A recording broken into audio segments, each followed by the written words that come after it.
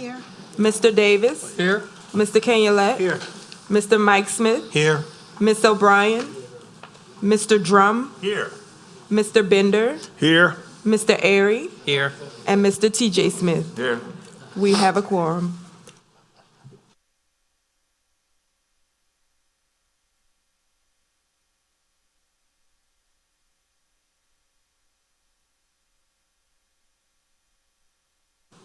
Okay, thank you. Let me read this first for public comment. A 3-minute time limit is established for each member of the public wishing to speak for or against an item on the agenda except appeals. To ensure that all speakers are heard, please hold cheers and applause.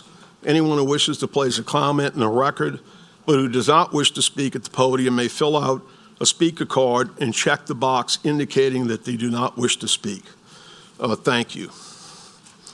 Before we move to presentations, I would like to acknowledge and thank one of our esteemed colleagues here on the Parish Council. In December of last year, 2021, Councilman Mike Lorino completed his 3rd consecutive year as our council chairman. I happen to know that that's quite an accomplishment. And Mike, we know that you did a great job for us. I'm not finished, but I just wanted to alter my brief comment to state that, Mike. I knew I'd get a laugh somewhere.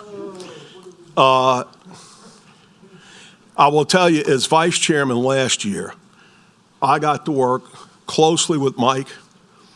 I knew he was a hard worker from the previous 2 years. I knew he put forth great effort and enthusiasm and acknowledged the views and comments from his colleagues on the council, which is a great attribute that Mike has. This past year as vice chairman, obviously I was in a closer atmosphere with Mike. I will tell you that all 12 months were a great privilege for me to work with Mike as part of our leadership team and to be what I called, said to him a few times, I'm happy to be your assistant coach. And Mike was a great head coach. And Mike, we want to thank you on behalf of all of our colleagues for all of the good work that you put in, all your effort and enthusiasm, and for including us as much as you could. Mike Lorino, everyone.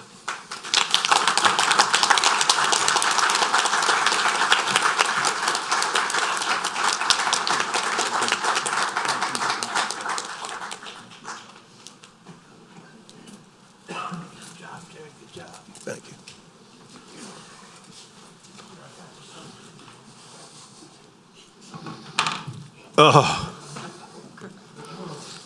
That was not in the script.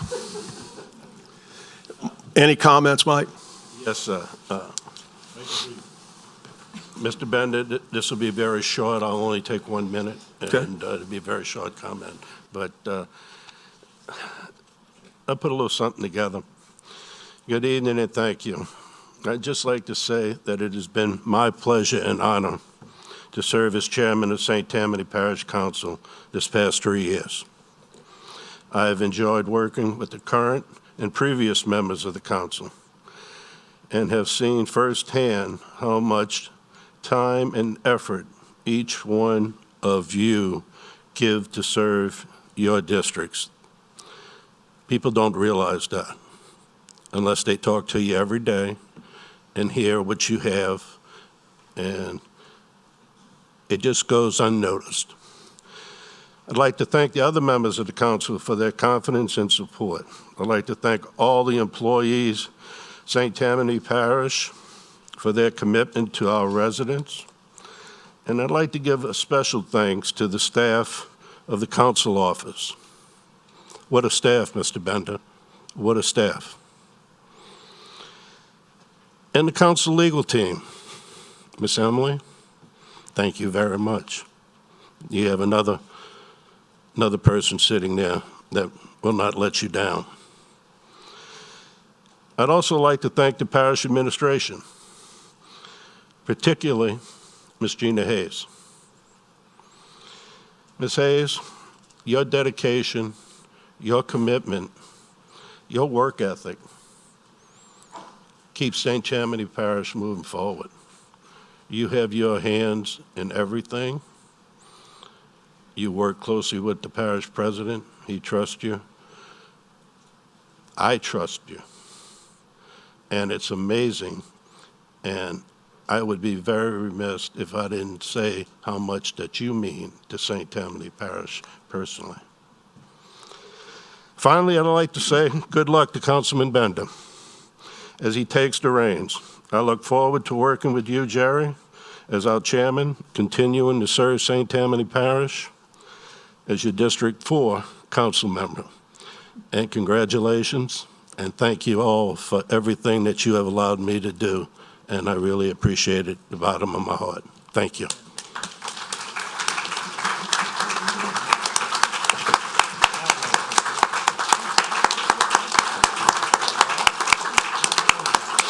Thank you. Thank you, Jerry. Thank you, Mike. Okay, moving on to presentations. President Cooper.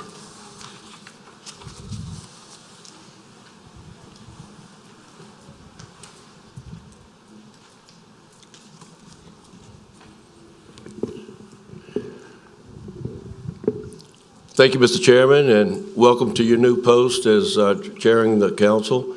And Mr. Lorino, thank you for your service, not only as a district council member, but also serving as chairman for the last, which seems like 3 years.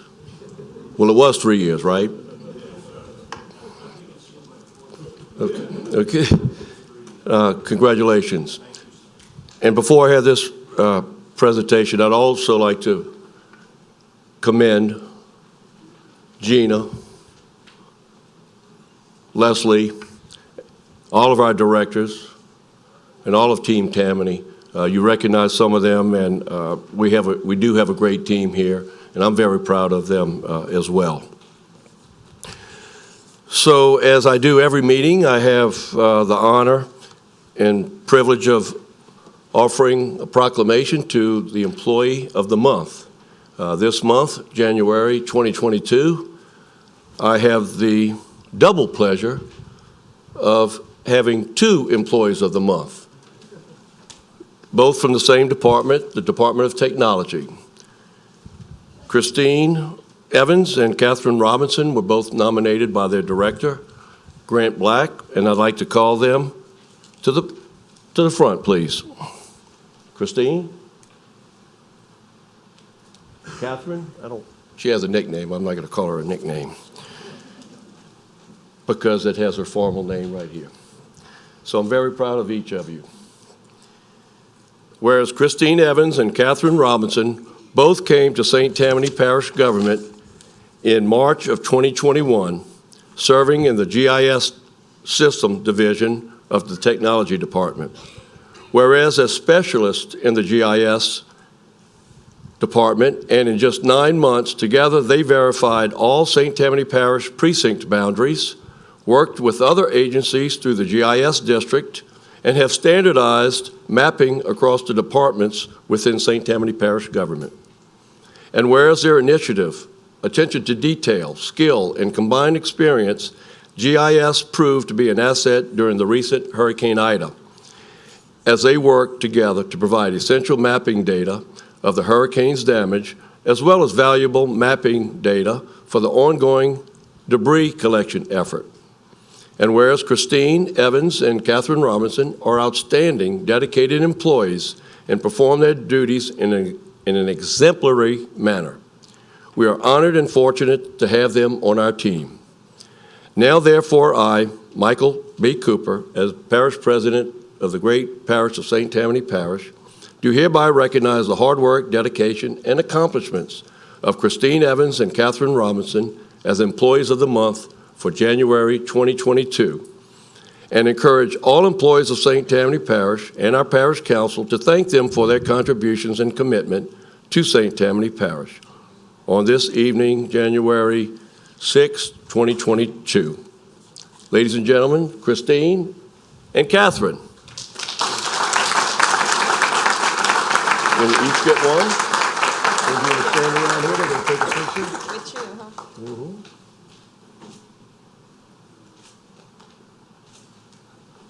Did you all want to say something? Thank you. Thank you. Okay, thank you.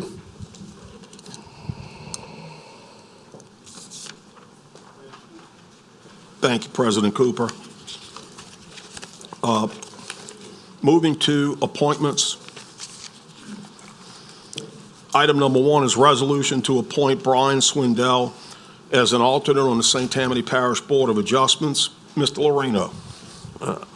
Thank you, Mr. Chairman, and I'd like to put forth a motion to appoint Brian Swindell to the St. Tammany Parish Board of Adjustments. Mr. Swindell, Brian, would you like to come up before I get a second and just let us know? And I know you for a long time, and you worked on many of the things in your subdivision, so please go ahead. I didn't expect to That's make okay. any comments here, That's okay. but yes, I'm willing to serve. I'm anxious to be a part of the government. Yes, sir. Any questions for Mr. Swindell? No, sir. Motion to accept by acclamation. Please vote.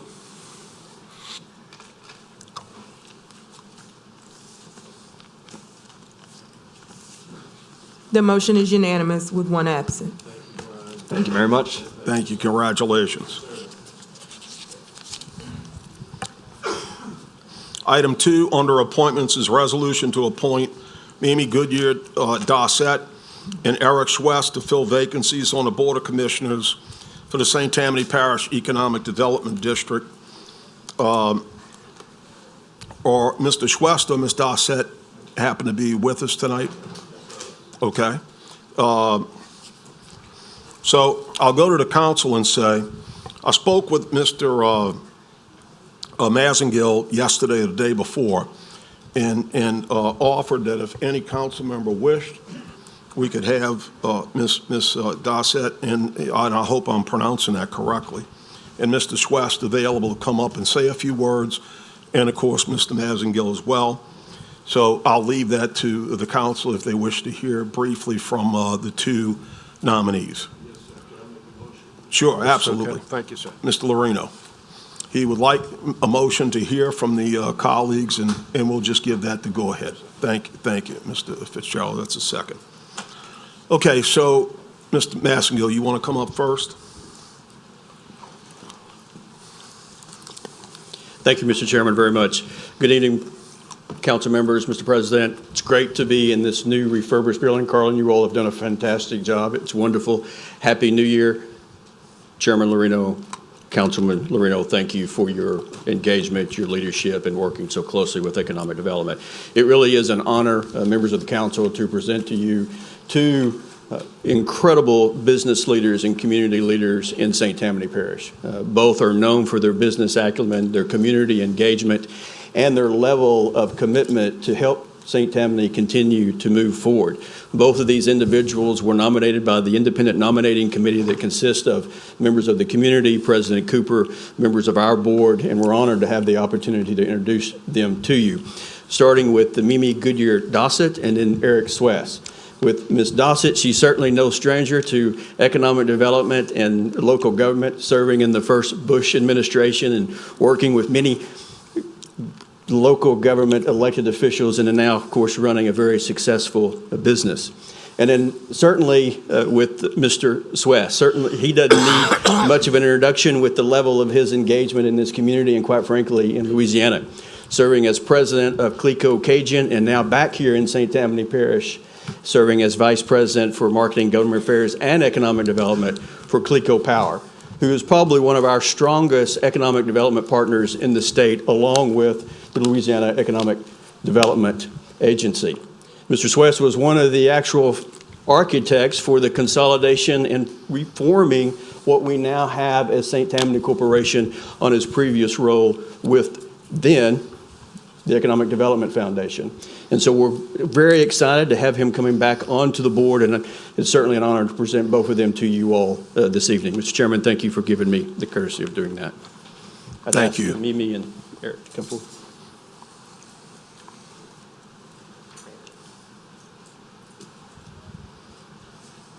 Well, hi, everybody. I'm Mimi Dossett, and I grew up in St. Tammany Parish. I've just really enjoyed watching the changes over many years. I'm very enthusiastic about it, and I just look forward to the opportunity to be able to work for you and work with all the other members of the commission to continue to advance the parish and see all the great things we can do. Thank you, ma'am. We appreciate it.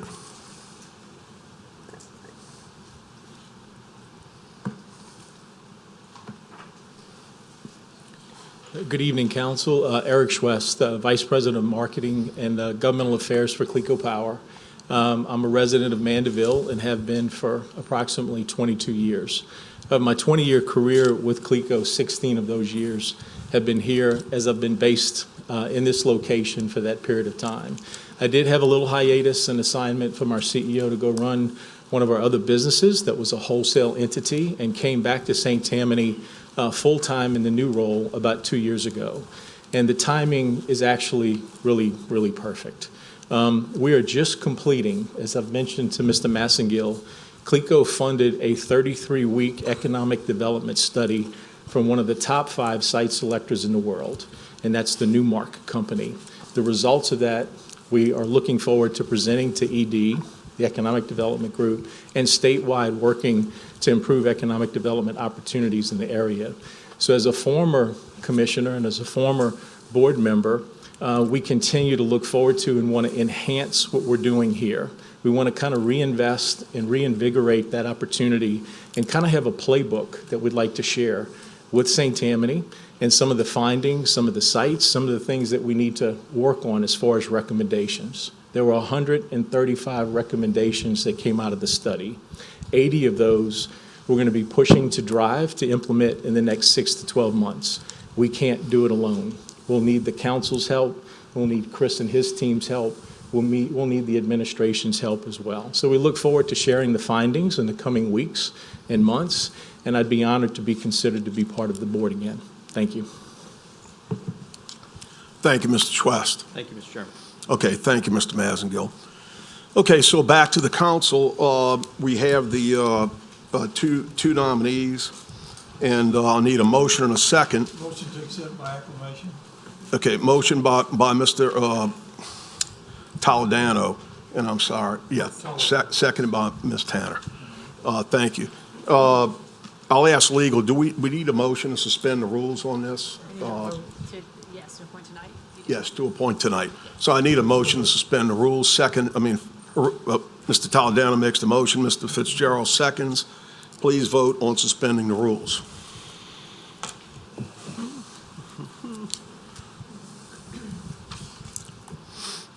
The motion is unanimous with 1 absent. Okay, now we already have the motion and a second on the appointment, so let's please vote on the 2 nominees.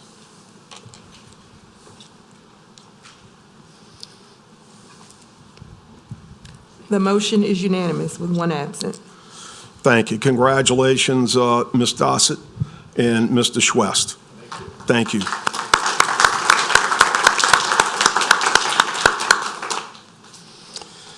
Okay, item number 3, under appointments resolution to fill the unexpired term left vacant on the Regional Planning Commission. This is not parish-wide. It's to fill the unexpired term for our colleague in the East who passed away, Mr. Stefancic. And I need nomination or nominations. Mr. Drum. I nominate Mr. T.J. Smith. He's got 27 and a half years experience. Okay.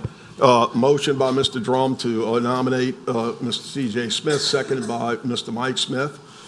Any other nominations? Motion to accept by acclamation. Will you hush? Oh, I'm sorry. I did not support it. Go ahead. Excuse me, Mr. Okay, do I have anyone else that wishes to make a nomination? Yes, I would like to nominate Chris Canulet. Motion to nominate Mr. Chris Canulet, seconded by Mr. Mike Smith. Any other nominations? Need a motion to close the floor to nominations? Motion by Mr. Fitzgerald, seconded by Mr. Dean. Okay, you have the sheets? Okay, we'll withhold this for a little while we get the sheets prepared, okay? Thank you. Moving on to resolution number 4, appointment number 4, resolution to reappoint Alex Carolla to the Tourist and Convention Commission. This is parish-wide. Mr. Airy. Yes, Alex is currently on the board. He's also Director of Cultural Affairs and Public Relations for the city of Slidell, so he's basically their tourist sort of director. He was going to come tonight, but he believes he has COVID, so I told him, do not in fact come tonight. Yeah. But since he's already on the board, I would move to reappoint him. Okay. So we have a motion by Mr. Airy to reappoint Mr. Carolla. Who was the second? Mr. Jimmy Davis. Now, this is parish-wide, so I need a motion to suspend the rules to move on this. Motion by Mr. Airy, seconded by Mr. Canulet. Let's please vote on suspending the rules.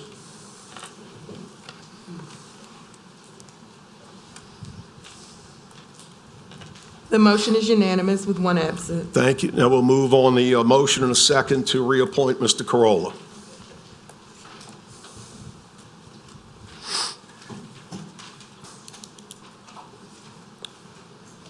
Ms. Casabon, Mr. Lorino, Mr. Toledano. The motion is unanimous with one absent. Thank you. Moving on to the consent calendar. Any items not pulled from the consent calendar automatically approved in whole by one vote. Items pulled from the consent calendar discussed and voted upon individually.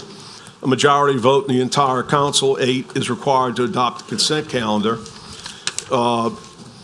This is the list. We have one item so far that needs to be pulled, and that is under resolutions. Resolution number 4, which is CS number C-6554. Do we have any other motions first from the council? Mr. Dean? Okay, Mr. Fitzgerald? No. Ms. Casborn? No. Mr. Lorino? Resolution number 9. Number 9, Mr. Lorino.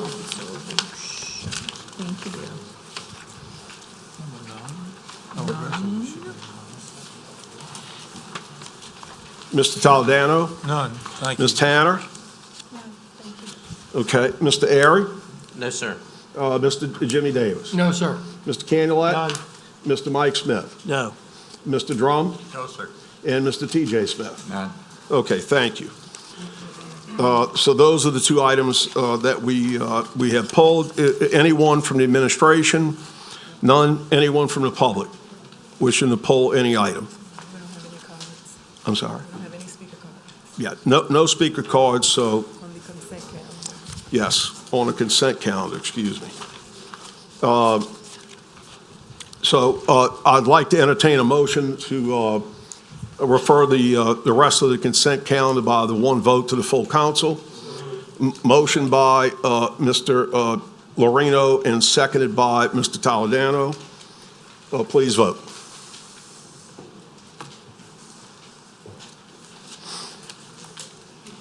The motion is unanimous with, hold on.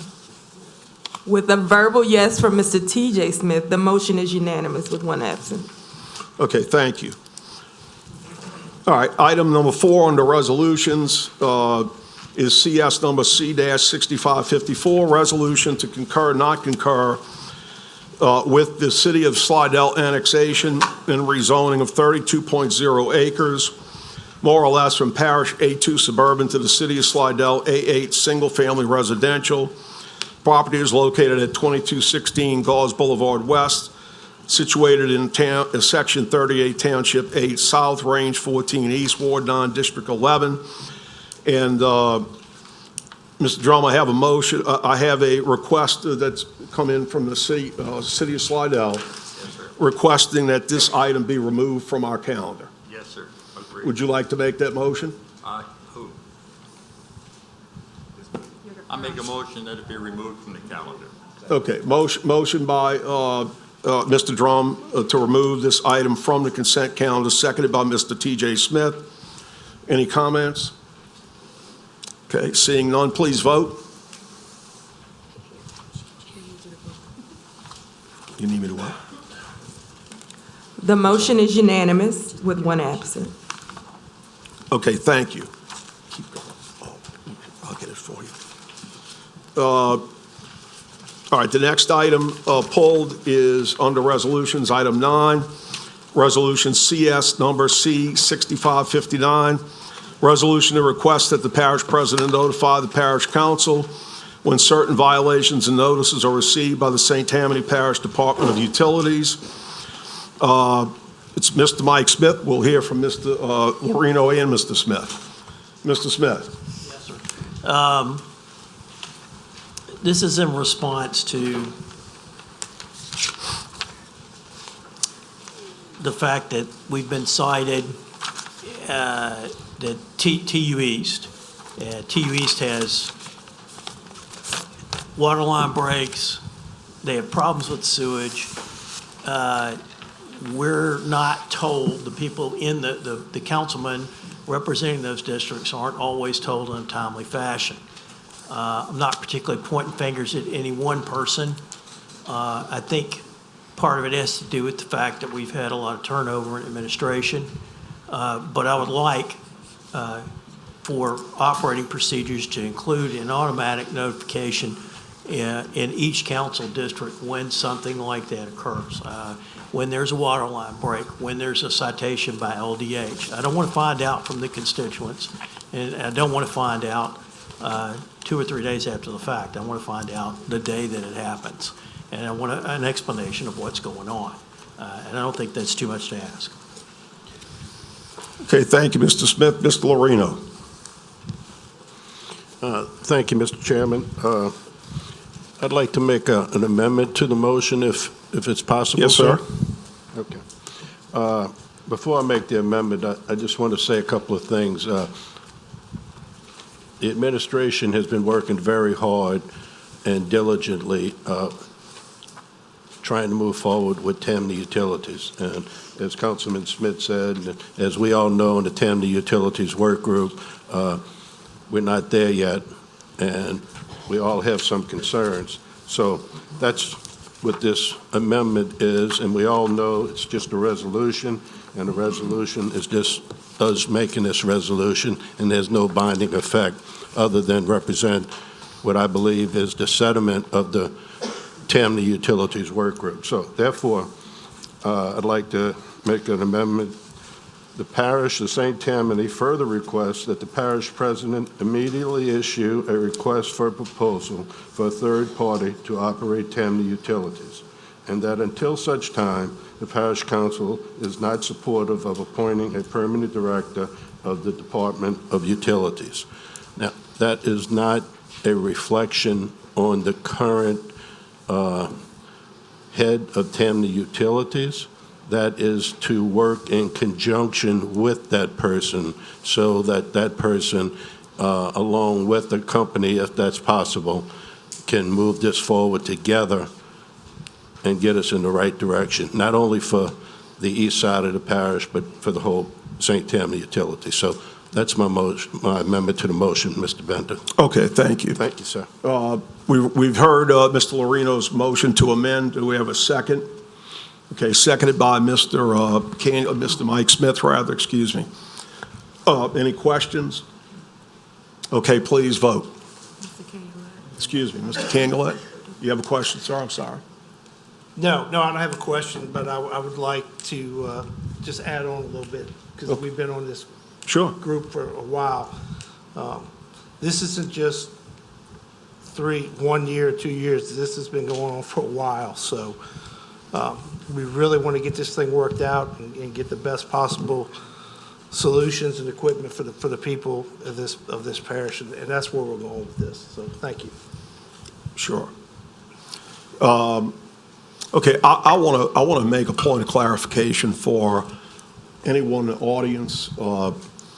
or any council members who are not on our Tammany Utilities Work Group, okay?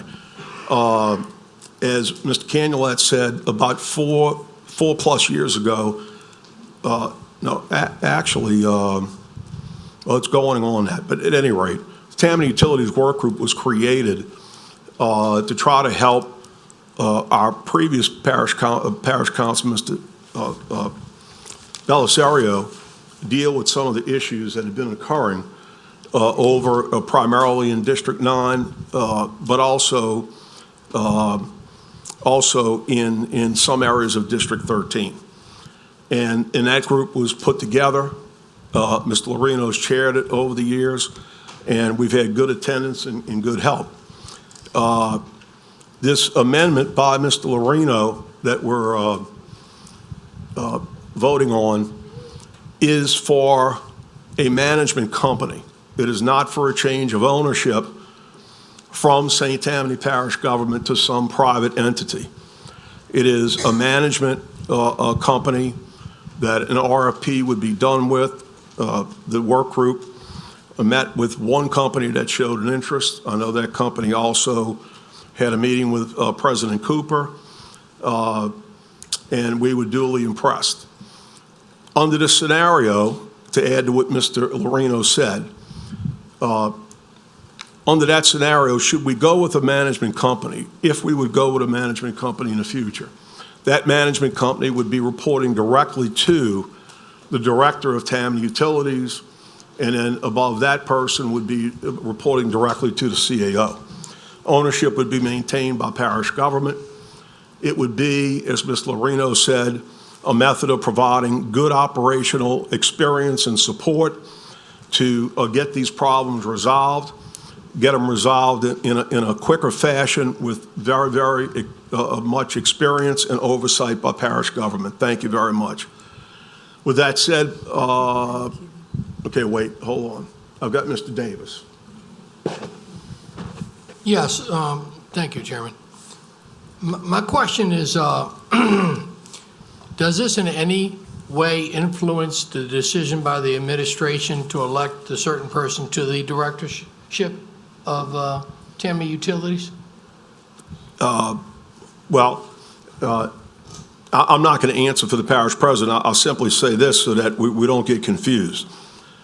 The president has, as the Home Rule Charter states, has nominated, or you might say appointed, a particular member to the directorship of Tammany Utilities. This is a good individual. This is not any aspersion on that person. It is about bringing Tammany Utilities to a management level, operational level, that can provide citizens who have been suffering and feeling a lot of pain for quite a while, that immediate managerial and at the operational side. So unless the parish president changed his mind on his nominee, what is not occurring is the parish council, as we all know, is not moving forward with a vote to confirm. And we confirmed with the parish president last month, he has not asked us to move forward at this point with a confirmation of his nominee. Is there a time frame on this, on hiring somebody else, or is it just? You mean as far as the director? Yeah, no, as far as the company that we want to go ahead and have them run Tammany Utilities in the meantime. Yeah, Mr. Davis, we would, even though we met with one company who showed an interest and was willing to fly in and meet with us, it was obviously an informal meeting to get to know one another, okay?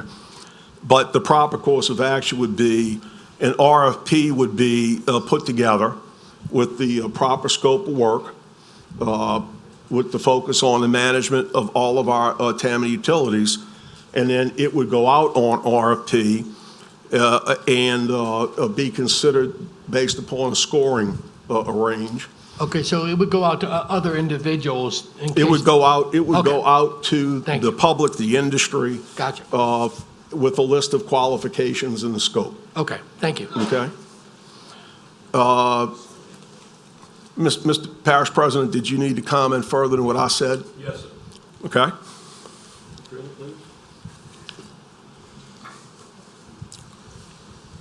Thank you. It's on. Mr. Bender? Yes. Mr. Chairman, with regard to selecting a management company, over the past 2 years, we have met with an unsolicited companies that offered to purchase our utility division, that offered to lease, that offered to manage, that offered to give a cash amount for them to manage and then return to us after a period of time. We must have met with 5 or 6 companies of different types to offer their services.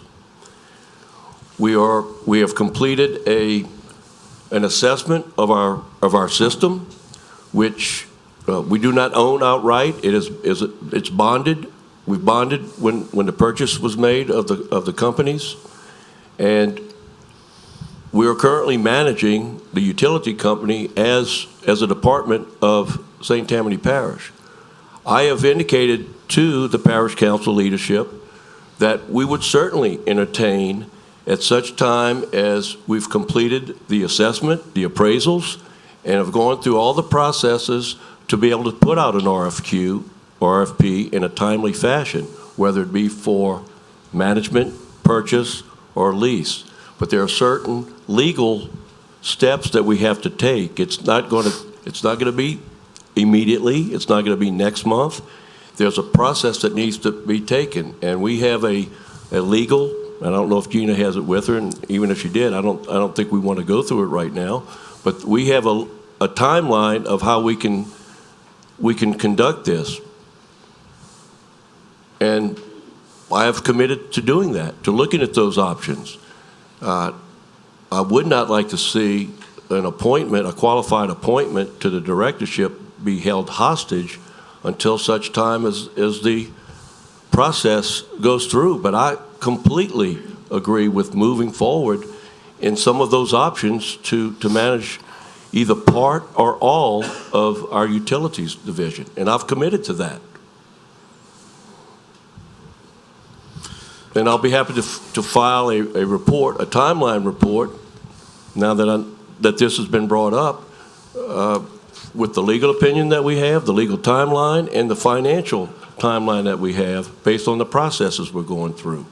I have committed to that. I've been in just about every meeting with these consultants. President Cooper, and could I ask Mr. Mike Smith and Mr. Lorino to indulge me for just a minute? I know that we're all kind of chomping at the bit to comment. President Cooper, in all fairness, I cannot agree with your assessment of your interest, of your showing the type of interest that we're hearing tonight. I don't believe any of us on the parish council have ever heard this type of interest in looking at a management company. It's just not occurred. Mr. Bender. Excuse me 1 second, sir. I did not interrupt you. I did not interrupt you while you were speaking. I'm simply stating what I believe to be a fact.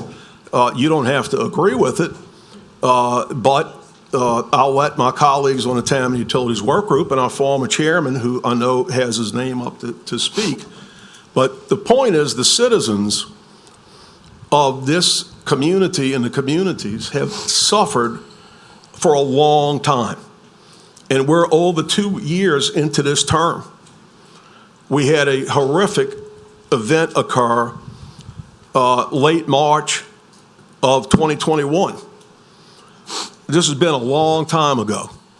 And this has been on stop, slow, and slower. And I'll leave it at that. Mr. Mike Smith and then Mr. Lorino. This is a non-binding resolution, so ultimately, administration decides what the policies are going to be as far as TU is concerned. But it's also an expression of frustration. Touching base on what Mr. Bender said, the director, the nominee, I think is a very earnest person. I've talked to him. He seems very set on doing the remediation through free chlorine, which we've been asking for. He seems to be moving in that direction just exactly as he's promised. But the fact is, and we have been advocating this since the consultant's report came out, looking at the consultant's report, that we don't have the expertise and we don't have the materials on the ground, and we don't always have the personnel that we need to get the job done. And to be fair to administration, they inherited this. Okay, they inherited this operating system that needed all these corrective steps. A public-private partnership would allow us breathing room, operations expertise, management, inventory. It would correct a lot of the ills that we would have, which would give us the time to bring the system up to the level that we need to get it up to. And it has been over almost, it will be a year basically before we get started substantially on improving these problems that we have in the system. So I think we need to pass this resolution. Thank you, Mr. Smith. Mr. Lorino. Thank you, Mr. Chairman. Let me say President Cooper's correct. Him and I were in all of those meetings, and we were looking at people and meeting with people, and that's absolutely 100% correct. The second point I want to make, my amendment is nothing against Mr. Chris Tissue. He is a competent person. The problem we're having is what I just heard. In the discussions, we talked about this with President Cooper and Ms. Gina Hayes and members of the committee. I spoke individually. I heard about a legal opinion. I asked about a legal opinion, and I haven't seen a legal opinion. That's part of the problem. We doing things, and then they never coming out and shown to the council what is moving forward. And then we hear about them. That's part of the problem. And that's why this non-binding resolution was to bring it to the head so that everybody's on the same page if the council wishes to do this. That's all it is. But I haven't seen a legal opinion. I've heard about it. So somebody had to write it if it's there. So that's where it's at. It's nothing against anybody. It's to work together with the administration, with the new director when he's appointed, and get St. Tammany Utilities in a better spot, and it was inherited by this administration. They did not bring it to this position. Thank you, sir. Thank you. Mr. Canulet. Yeah, once again, I can't stress enough the importance this is to the people in this area, to me, to Gene, the former councilman, and it should be for everyone in this, around this table here, because at some point, you're going to get Tammany Utilities, and you don't want Tammany Utilities the way it is right now. Not one way, shape, or form. We have a lot of work to do. We can sit here, and it's not the administration. No one's blaming the administration, but we have to move forward, and we have to move forward now. An example is when we buy a piece of equipment that's supposed to analyze everything and do everything for our employees, and we get cited for old cards because we didn't use the machines. Because no one trained the guys to use the machines, which tells them what to do and how to do it. I mean, we have been pounding on this problem. It is time to move forward and get these people some help. one way or another, right or wrong, we have to do something. Because status quo is not working. Thank you. Thank you, Mr. Canulet. And President Cooper, I don't know if you want to make a comment. I will make one additional comment of my own, and that is this. To be very, very clear, I didn't get into the minutia of going back 15 years ago and which parish presidents we had for how many years of time and so on and so forth. My reference is simply this in my comment. It is one thing to be able to say, I have an interest. It's another thing for those of us who have spent years on this Tammany Utilities work group to not see that interest moving forward. And I believe, I'm not trying to speak for anyone else, but I believe, Mr. Guarino, that may have been what you were referring to. We simply want to see this move forward as a very, very legitimate option. Not talk about it again in 3 or 4 or 5 months that, yes, there's an interest. We need to get past there's an interest. And so if that changes anyone's view on what I said, I believe that's what I said, just not in that detail. Thank you. Mr. Cooper, do you care to respond? The only response I'd have, Mr. Lorino confirmed that we did have meetings with these vendors that we talked about and showed interest in what they were proposing. And you were speaking on behalf of every councilman saying that I showed no interest. And Councilman Lorino and I had several meetings with the different vendors that we had talked about. And I just want to rest my case on that. Thank you. And President Cooper, I will say this, and I'm going to say this in response to what Mr. Lorino said.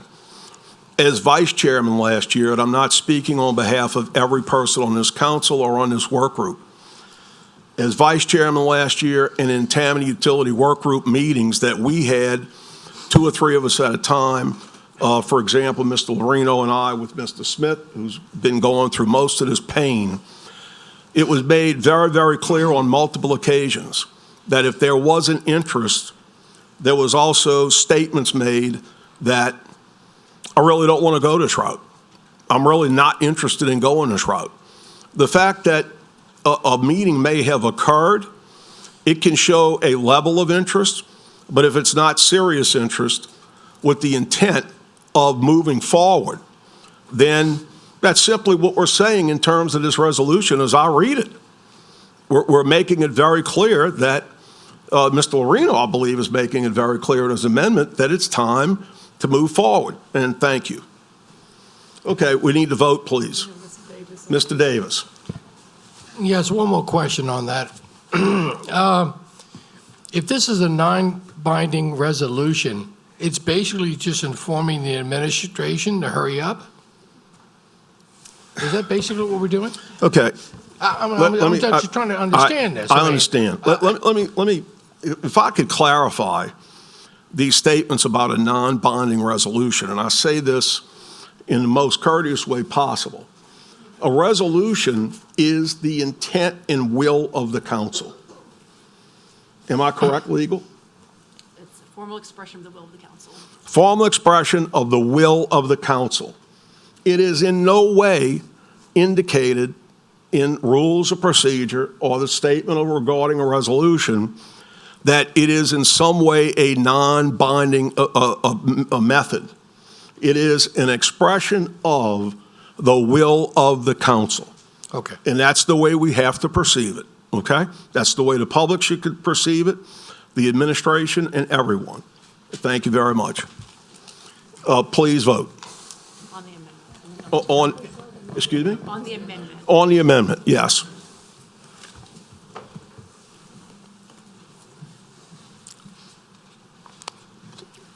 Mr. Drum, what was your vote? Can you say it verbally?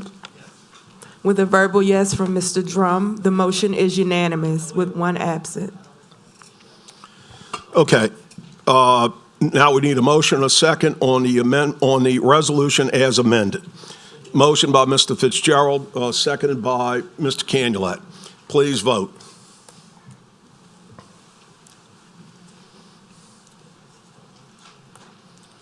The motion is unanimous with one absent. Thank you. You want to go back to that?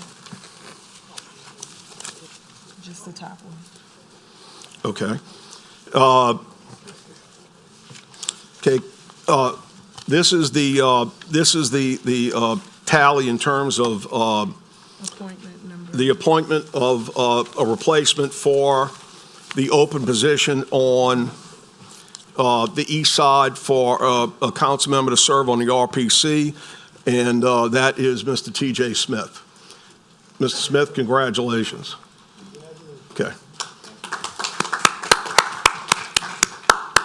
And we thank both of y'all for offering yourselves up for service.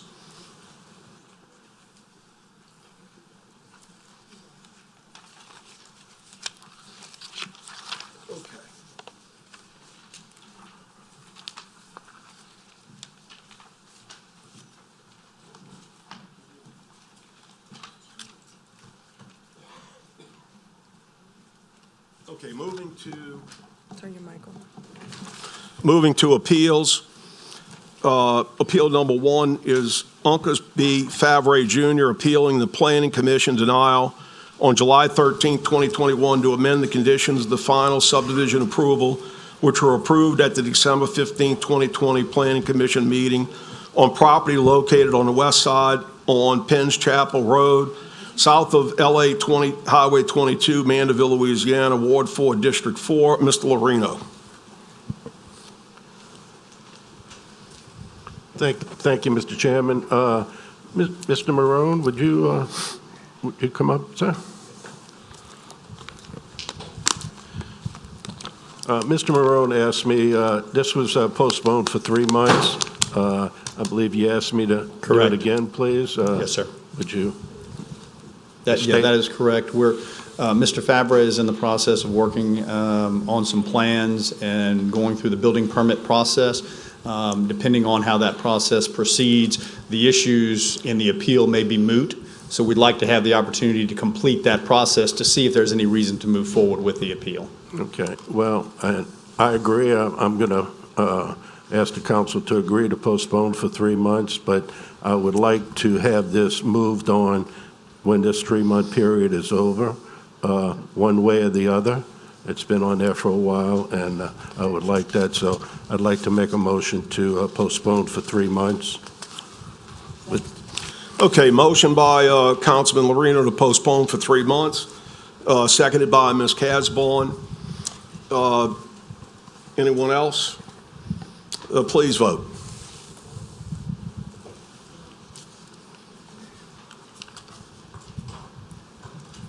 The motion is unanimous with one absent. Thank you. Okay, I have a note here on appeal items number 2, 3, 4, 5, and 6. Mr. Dean. Yes, so we've had some ongoing discussions about the development. As you know, that all has to do with one piece of ground off of Bootlegger Road. So there's been a request. I asked the developer if he wouldn't mind tabling one more month. We talked about this last month. We're going to table one more month. That will give us an opportunity to have some discussions with some of the neighbors. So Okay. I'd like to make a motion to table. Do we have to do one at a time? How does that work? One at a time? Okay. Yeah. Well, let's take it on item 2. All right. The motion to postpone by Mr. Dean, seconded by Mr. Toledano. Are there cards for any of these cases? Yeah, are there any cards? Okay. And it's limited to discussion on postponement. Yes, thank you. Okay, so I have 2 cards, and as council correctly has informed me, any discussion on this would be limited to the motion of the postponement, okay? Not on the appeal itself. So first we have Mr. William Spatz. I defer. Okay, Mr. Spatz defers, and we have Ms. Blanchard, who does not wish to speak. Ms. Blanchard, is that correct? Okay. Okay, thank you. All right. Unless we have someone else, let's vote on the motion to postpone item number 2.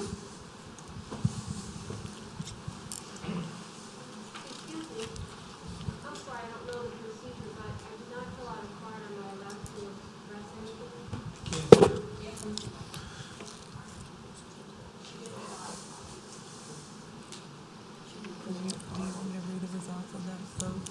Wait 1 second. Thank you. I'm sorry. My name is Rachel Van Voorhees Kirschman. I live at 16473 Bricker Road. Forgive me, I don't know all the procedures, but I was just going to ask, I'm in complete agreement for the postponement, but we asked when you said with some of the neighbors, we've had an ongoing problem with the people only meeting with individual little groups one at a time, and I asked that it be a meeting for all of the neighbors to be invited, not just some. That all parties involved have equal opportunity to meet and speak at the same time. Thank you very much. Okay, and thank you. Okay, would you please read the results, please? The motion passes with 12 yeas, 1 nay, and 1 absent. Thank you. On item 3, appeal, Mr. Dean, would you like to make a motion to postpone? Motion to postpone by Mr. Dean on item number 3. Seconded by Mr. David Fitzgerald. Do we have any comment cards on that? The same one. Same ones. Any comments, please vote.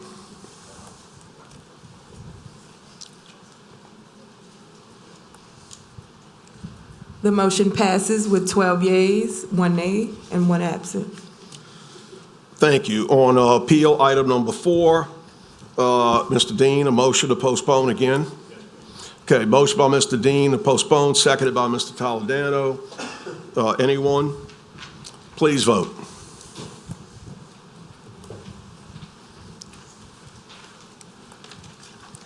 The motion passes with 12 yeas, 1 nay, and 1 absent. All right, appeal number 5, Mr. Dean.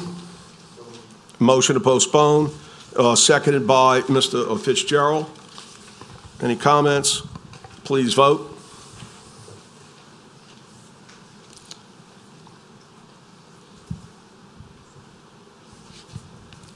The motion passes with 11 yeas, 2 nays, and 1 absent. Thank you. Appeal number 6, Mr. Dean. A motion to postpone by Mr. Dean, seconded by Mr. Toledano. Any other comments? Please vote.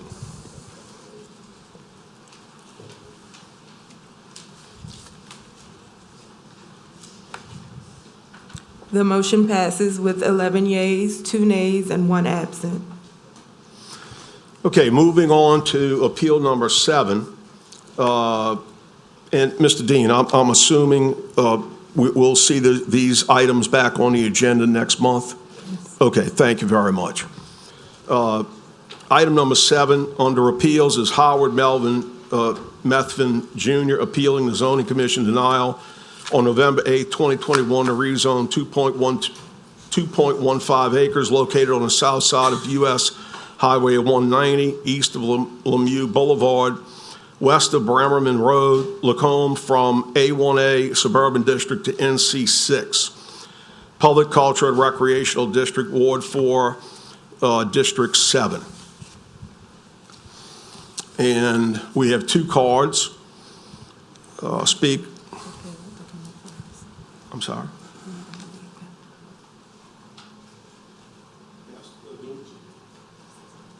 Okay. Excuse me, Mr. Davis. Yeah, is Mr. Howard here? Okay.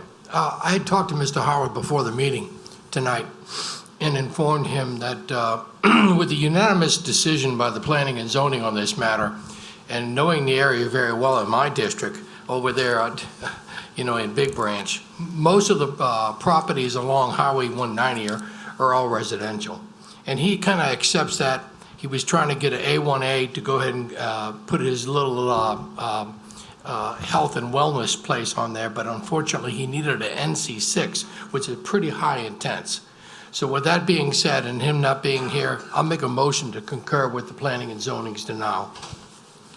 Okay. Okay, we have a motion by Mr. Jimmy Davis and seconded by Mr. Drum. So before we proceed, I have two speaker cards here. I'm sorry, I can't read the first name or the last name. Is it Walter Links? Yes. Yes, sir. Do you still wish to speak? No, after that, that's perfect, guys. I thank you for doing that, because Big Branch is a residential area, and I appreciate it. Okay, well, thank you, sir. We still need to ask you if you wanted to make any comments, so thank you for coming. Thank you. Next, we have Mr. Stephen Newman.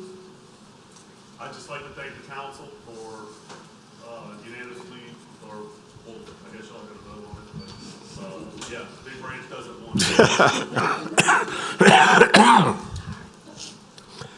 it. Thank you very much, Mr. Newman. With that said, please vote. Excuse me 1 second. Yes, Mr. Drum, I'm sorry. It means we agree with the denial. Is that what that means? Okay. Okay, thank you. Please vote. Yes. Thank you. The motion is unanimous with one absent. Thank you. Need a motion and a second on a resolution. Motion by Mr. Jimmy Davis, seconded by Mr. Canulet. Please vote.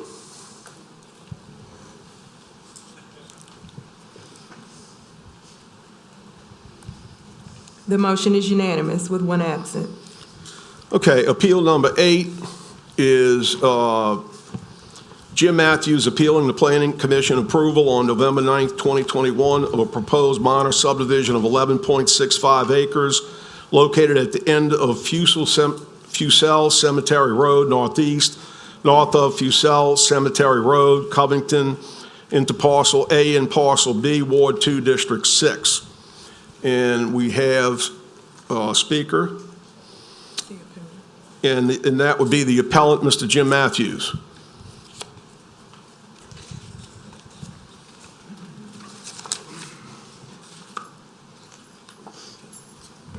Good afternoon, Chairman and other council members. We too, as a community, kind of piggybacking off of that previous conversation, the Fussell Cemetery community too wish for this plan proposal not to take place as a community. Thank you for having us and allowing me to speak. I did appeal the decision of the Planning Commission simply due to it does not meet the requirements that are written to have those parcels subdivided. My property, which is 20 acres due north of the proposed Parcel A and Parcel B, shares a servitude access road that will be used for these two parcels as well. That road is not designed, it is not set up to have more vehicles on it, that it's already there. It takes extensive dragging and work on that road after a big rain. It's a road that requires a lot of maintenance. There is no maintenance agreement on that road. It's a non-parish road that needs a lot of work. And to add more occupants to it or to access it would be a hardship. There's going to be more or another speaker, and Mr. David that also lives on this property that will speak more on some other issues. But in short, we purchased this property, 20 acres, to live out there the way it was designed, the way it was. And we purchased it not a few months ago, and here we are having to fight for our right to not have the entire landscape of that property changed. And there's no good reason for the change other than to grant a waiver. My wife, after us purchasing this property, went to the zoning commission and requested a waiver of acreage, and she was told emphatic, no, you cannot do that. There's rules against that. No. And here we are fighting for for someone to stand up behind the laws as they are written. Thank you. Thank you, Mr. Matthews. I have one other person who is in favor and wishes to speak, Mr. David Phelps. Good evening. My name is David Phelps. I live Wait, on... wait. Yes, sir. Excuse me 1 second. Mr. Phelps, that's my mistake. I've got my cards mixed up here. These are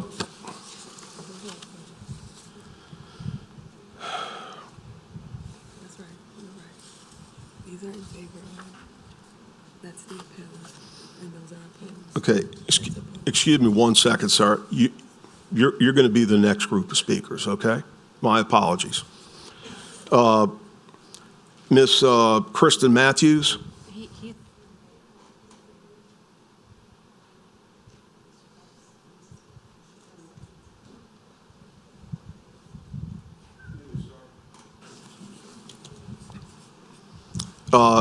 Come back up, please.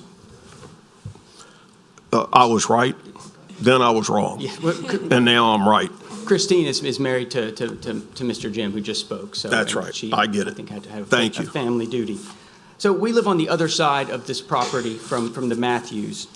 And Fusel Cemetery Road Northeast is a small road. There are 4 houses on the road. The Matthews will be number 5, and the applicant's lot is designed to have another house on it, so that will be 6. So an additional house on this land is going to be a big burden on a street that is barely wide enough to get 2 cars on.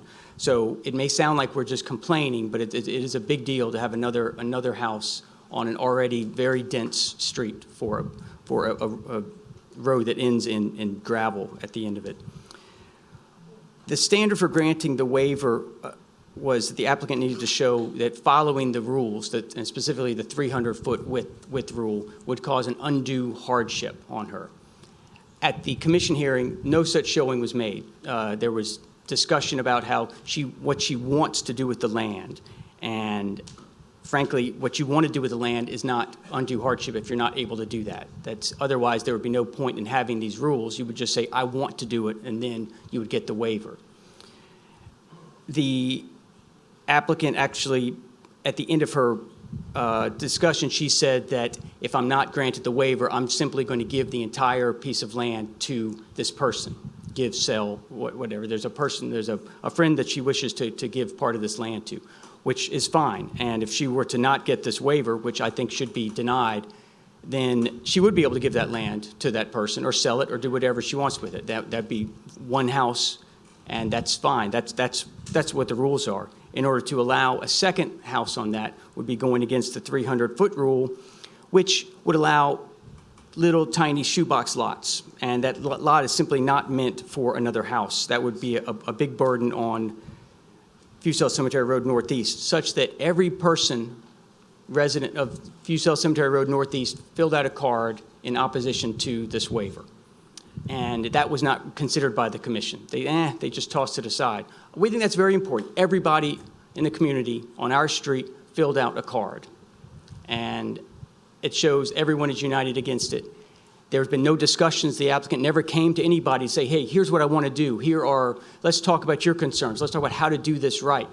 And if you deny this, we would love to have those conversations with her and look forward to coming forward in the future holding hands and saying we are all in favor of this. That's all we want, are some discussions with her. And the way that this has been done, simply trying to do this without having anybody on board, we just think is not the right way to do it. And we ask that you follow the law. There was no showing of undue hardship made at the commission, and they erred in granting the waiver. Thank you. Thank you, sir.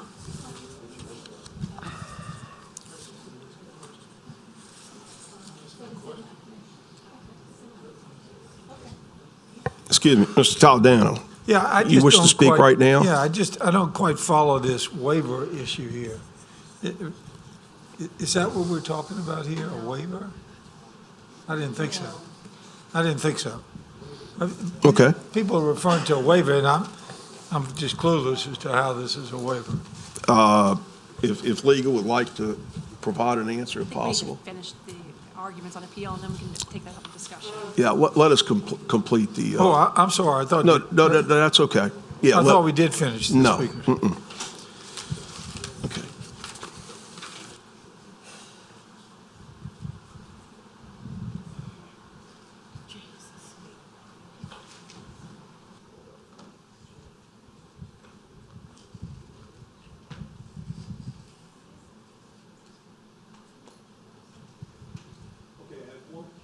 I have one other speaker who would like to speak. The other two do not wish to speak. So, Ms. Kristen Matthews? Does not wish to speak. Okay. So, with that, discussion on both sides closes. Excuse me. We haven't taken up any individuals that are here on opposing the appeal, if there are any. No, we have. No, we haven't. Okay. All right. I'll let the two of y'all talk it over.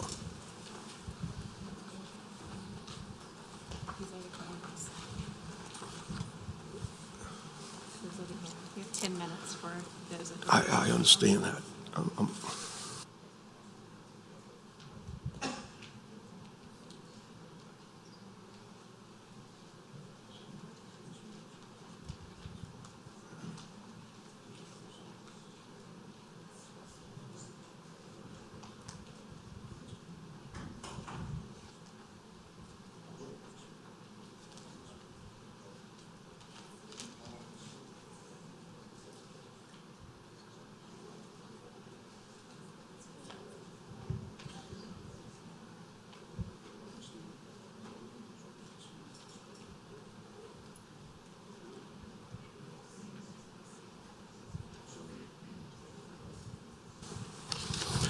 Okay, everyone who has put in a card to speak, either side has spoken, okay?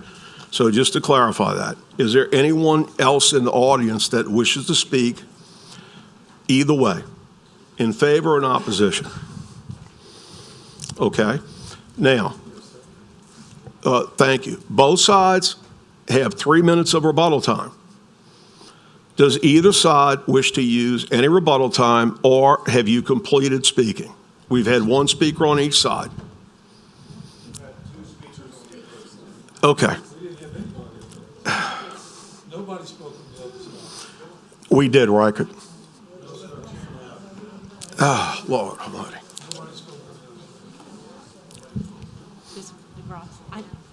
She's not coming up. We've had, let me be clear to the council. We have cards that people, or most of them are saying, I do not wish to speak, okay? And then we have a card from a person who wished to speak, and I just called on, and I was told from the audience, that person now does not wish to speak. So if anybody knows more than that, please let me know, okay?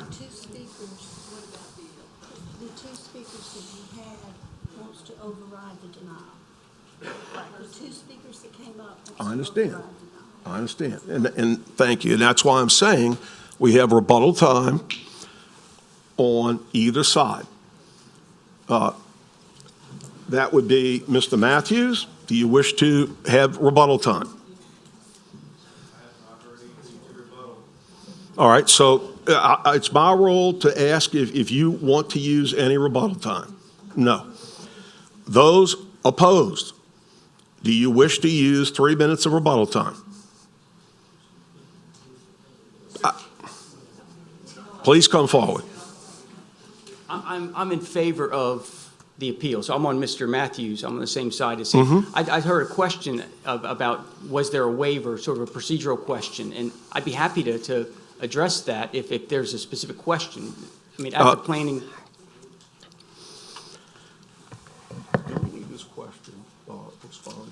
Or should I wait, sir? Just give me one second. Do we want to wait?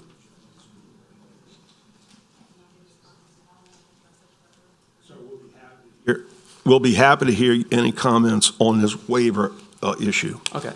So at the, we have an 11-acre lot and the applicant wanted to split it into two. And there's one rule, I think it has to be 5 acres each lot, and then 300 feet of parish road frontage for each lot. And these lots are not gonna, neither lot is gonna have 300 feet of frontage. So she had to go to the commission to get a waiver. And the meeting was postponed once, and to get some documents together, and then there was another meeting, and the waiver was ultimately granted. And my point is that I do not feel the undue hardship standard was met. I don't think it was properly applied by the commission, and then I don't think the applicant cleared the hurdle on that. So if that answers your question. So, and that's Okay, all. sir, thank you. Thank you for that. Does legal want to add to that, or wait?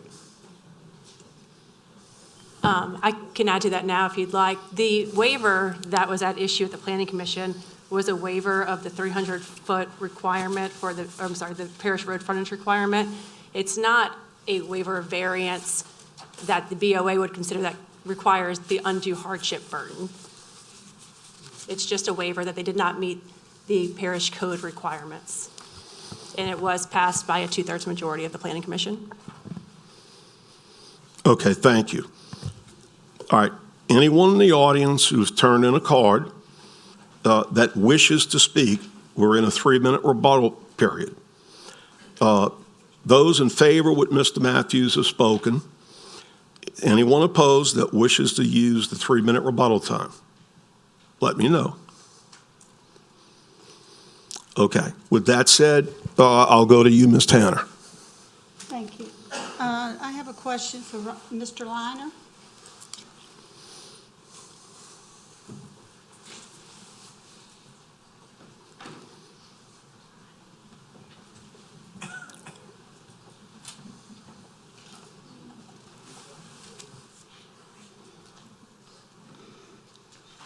Yes, ma'am. The planning department looked at this. Yes. And made the recommendations. It went to the planning commission who approved it. Correct. Was there anything that was extraordinary or that should have been done? This is This is a very typical request. Okay. It's not a zoning change. It has nothing to do with zoning itself. It's just separating the acreage, which is Correct. 5 acres or more. Correct. Which is what I'd like in my area. That's correct. Okay. All right, thank you. Yes, ma'am. Thank you. Okay, based on that, and I do appreciate the comments that were made here regarding this. This is something that we typically do, especially in my area. Believe me, these other district councilmen would love to have having talks about 5 acres and 10-acre tracts instead of what they're doing now. But based on that, this is family property. She's keeping it in the family. There's a cemetery there. As Mr. Liner says, there's no reason for this council to change what the planning council approves. So I would like to concur with the planning approval. Okay, thank you, Ms. Tanner. We have a motion by Ms. Tanner to concur with the planning approval, a second by Mr. Lorino. Any questions, comments? Okay, please vote. Oh, excuse me 1 second. Mr. Davis. I have a question for Ms. Tanner. Ms. Tanner, is it necessary, I mean, looking at this, I can understand about the 300 foot because it's 250 on one side and 260 on the other. And when we were on the planning and zoning many years ago, I mean, there was obviously times we accepted that, and that's fine. But it looks like the underlying zoning is A1 with a rural overlay. Is there any reason it has to be a rural overlay? Because I'm wondering if the people who are out there concerned about them using the two properties in the future to be used as short-term rentals. This isn't a zoning case, though. This is just a minor subdivision case. But we can change that now, couldn't we? No, you cannot. Okay, never mind. Thank you, Mr. Davis. There you are. I'm just trying to... No, thank you, Mr. Davis. Appreciate it. Sure. Okay, so seeing no one else, please vote.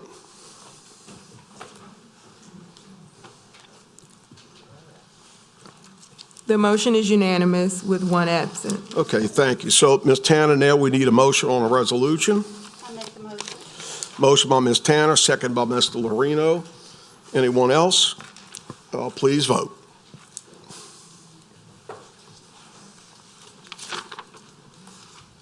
The motion is unanimous with one absent. Thank you.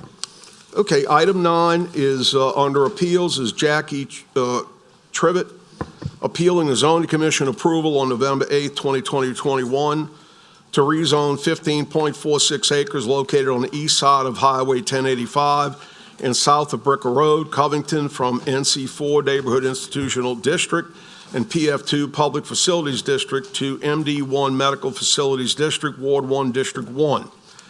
Mr. Tribbett? Truitt. Excuse me, sir, they have a V It's a in here. typo, I understand. Yes, No problem. Mr. Truitt, my apologies. Go ahead, sir. No problem, thank you. Mr. Chairman, members of the council, my name is Bobby Truitt, Jack Truitt. I'm an attorney in Covington. I live at 213 Inglewood Terrace, Covington, 70433, which is Terabella. I'm the appellant in this matter. This is a tract that backs up to First Baptist Church in Covington off of Bootlegger. This property is a part of items 2 through 6, which you just punted to next month. I don't know why this wasn't aggregated with that. I asked Mr. Mayrone if that could perhaps be combined with those matters since it's the same tract of land, and I was told that it would not be consolidated because they wanted to proceed tonight. The first point that I will make is that the Wainers, as I understand it, previously owned this property. They've since sold it. They don't even have standing to stand before you tonight and ask that you sustain this appeal or that you overrule the appeal. They've sold the property. They've sold it to someone. We don't even know who. We can't find out who. We understand that this party may eventually sell the property to the Baptist Church, but if that's the case, then I would submit that at some point down the road when the Baptist Church wants to do something with it, then perhaps they should come to planning and zoning into this council and ask that it be rezoned for the purpose for which they would want it to be zoned. I'm a member of First Baptist Church, so I would be in favor of, if we develop that property, that we would develop it consistent with what is there now. Now, I think, I think it's premature, number one, for us to be talking about rezoning this particular property. The other thing that I would suggest to the council is that I know that Parish President Cooper has asked or has introduced an ordinance that will be considered by the council at next month's meeting for a moratorium on building for 6 months. In light of that, I would think it would be appropriate for this zoning change to be considered in light of that moratorium. The main things that we advanced on the other matters, which is why they were denied, was that traffic and flooding are overwhelming on Bootlegger Road. It takes an extraordinary amount of time to get out onto Bootlegger. It takes an extraordinary amount of time to get out onto out onto 21. Now, I will say that I think if the Baptist Church, from what we understand, they may want to build an assisted living facility there at one point down the road. Again, they should come to the council or the Planning and Zoning Commission at that point and ask that it be rezoned. That zoning would not be consistent with the NC4 zoning. So they would need it to be the MD1 zoning. But if that's the case, I wouldn't oppose that. I think an assisted living facility in that area would be a good idea. But let's address it down the road when the Baptist Church proposes that happen. The final thing I would just say is this, and I thought this was really interesting. I thought the timing was incredibly appropriate. Former Chairman Lorino, Councilman Lorino, you were quoted in an article in the Times-Picayune or the NOLA.com several weeks ago, and this is what you said. The population increases have exposed the rickety infrastructure, said Mike Lorino, the chairman of the St. Tammany Parish Council, whose district includes the area. Madisonville is bursting at the seams, he said. It's just an explosion of people moving across the bridge for the quality of life, Lorino said. But the main issue we have is the traffic. The people are already here, and we're trying to rectify the problem. This is exactly why items 2 through 6 that were on the agenda for tonight were denied by planning and zoning, because the traffic and the flooding in that particular area is overwhelming. There's no plan here. There's no plan. So I would submit that if we're going to allow the rezoning of this property, that in that event, it ought to be considered with the other pieces of property, and this rezoning ought not to be permitted. So I would respectfully ask that the council sustain my appeal in this case and consider this matter down the road when it's appropriate, and when the owner of the property, the current owner, not the Wainers, they're not the owner of the property anymore, but when the current owner wants to do something with the property, then it would be appropriate. Thank you for your time. I sincerely appreciate it, and I ask that you consider sustaining my appeal. Thank you. Thank you, Mr. Truitt. Ms. Kirschman?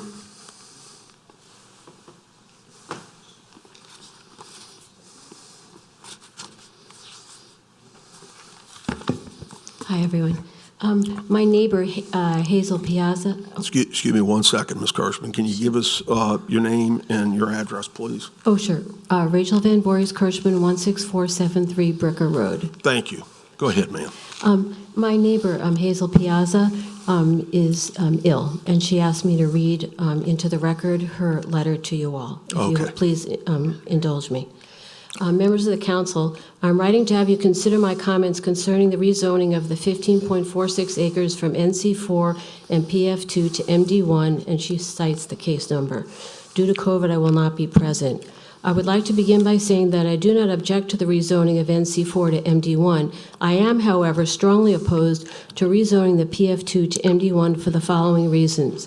It is obvious that the more conservation-oriented PF2 is incompatible with the MD1 zoning classification.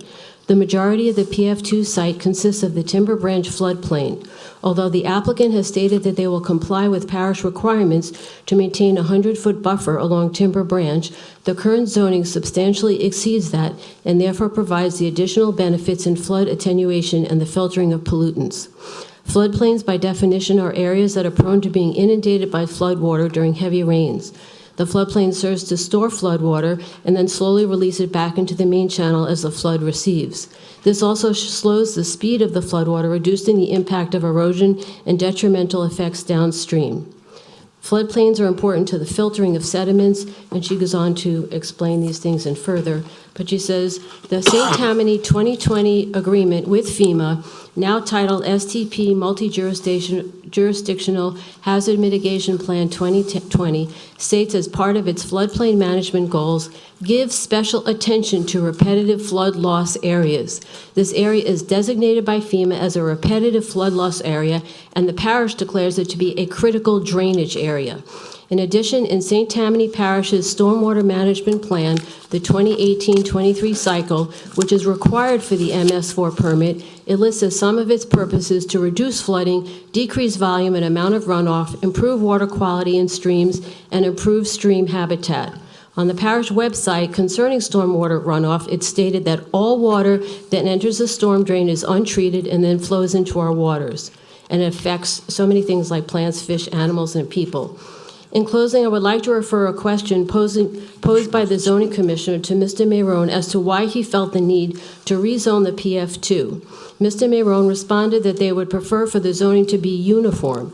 Ladies and gentlemen of the council, this is not a feasible reason to change the existing zoning, especially in light of the ecological functions now being provided. Our parish has acknowledged the adverse consequences associated with altering the natural hydrology of floodplains as it evidenced in the above citations. I ask that you overturn the Zoning Commission's approval for rezoning the PF2 to MD1 and vote in concert with the parish's commitment to floodplain and stormwater management. Thank you very much. Thank you, Ms. Kirschman. We appreciate it. Ms. Wagner.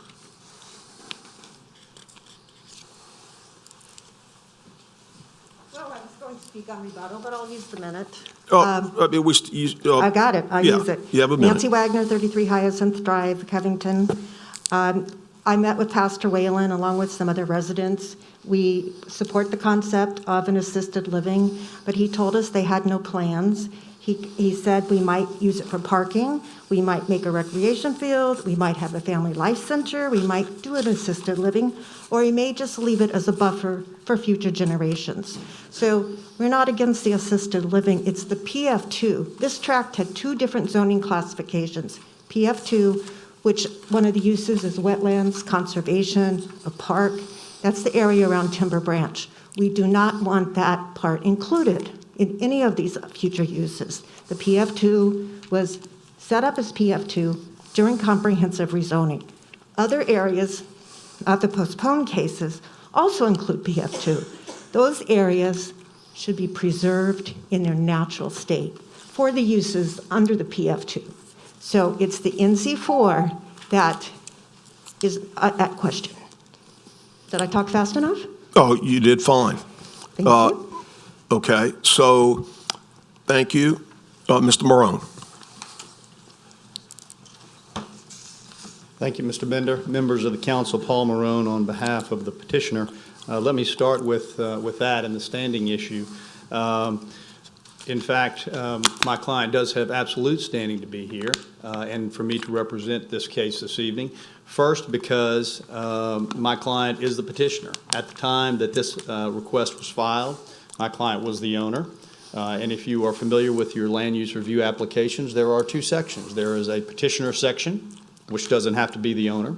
And then there's the owner section, which my client was.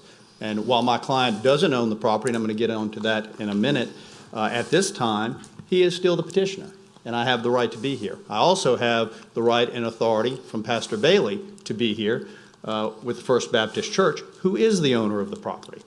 So the standing issue is of no moment. Why is this case not being heard with the other cases? Well, might have asked that question at the Zoning Commission, because it was not heard with the other cases at the Zoning Commission. It was not coupled with them because there was an amendment which changed the request to an MD1, a medical district zone. So it was decoupled with those cases, was not with those cases at the Zoning Commission. That's why it appears separately on your agenda tonight, and that's why you should move forward with it tonight, and for the other reasons that I'll set forth.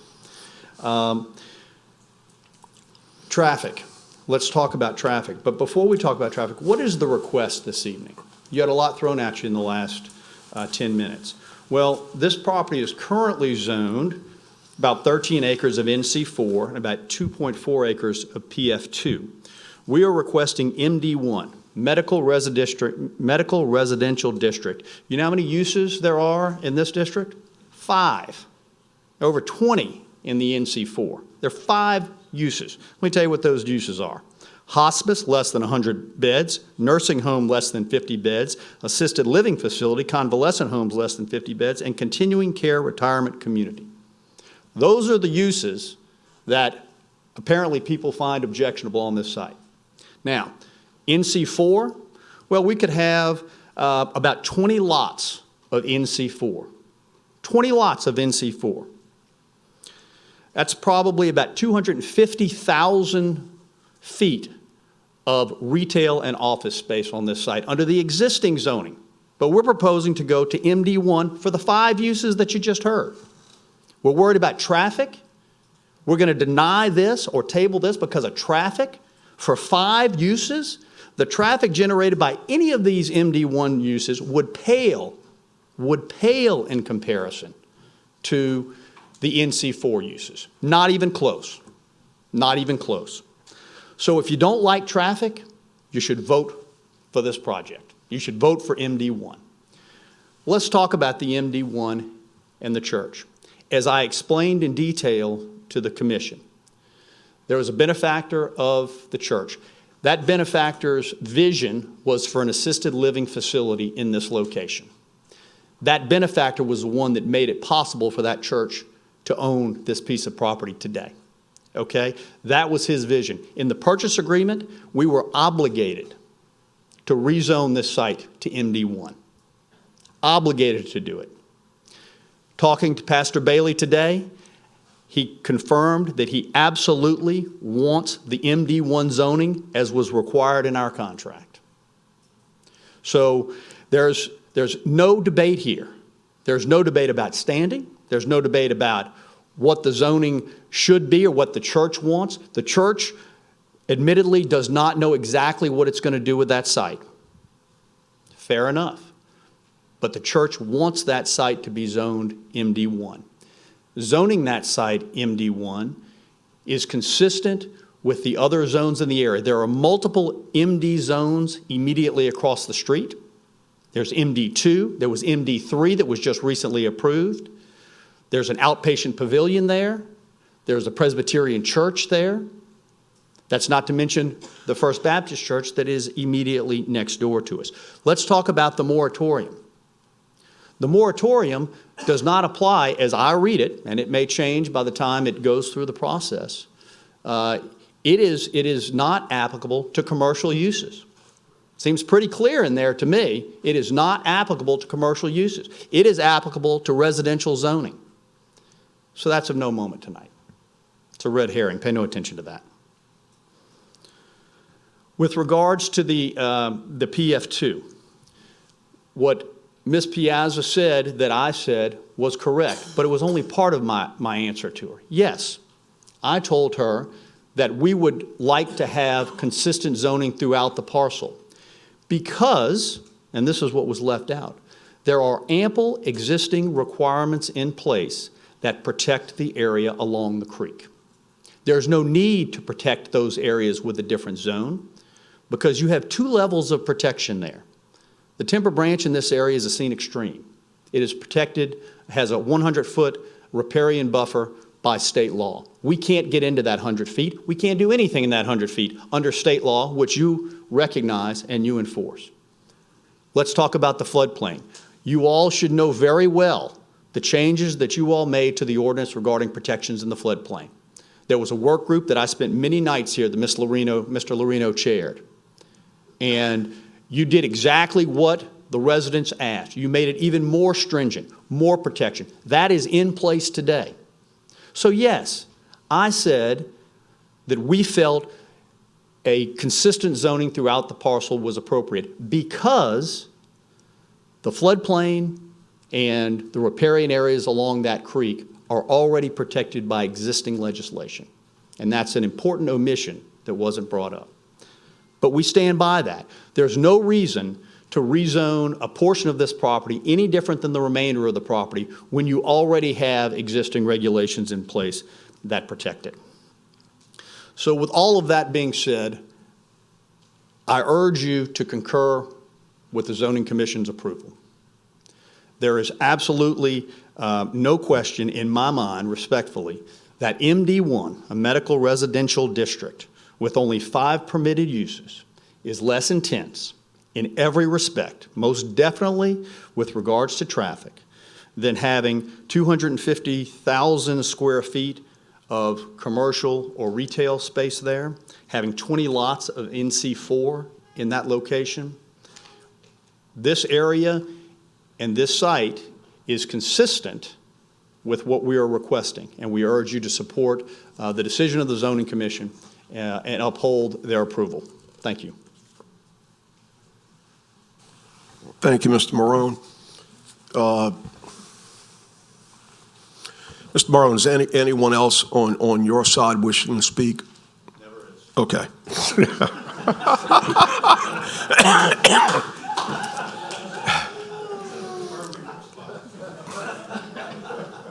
Mr. Marone, the only time I start coughing is when I start laughing, so thank you very much, okay? Okay. The other side is completed their time. Mr. Truitt, do you care for rebuttal time? You have a total of 3 minutes.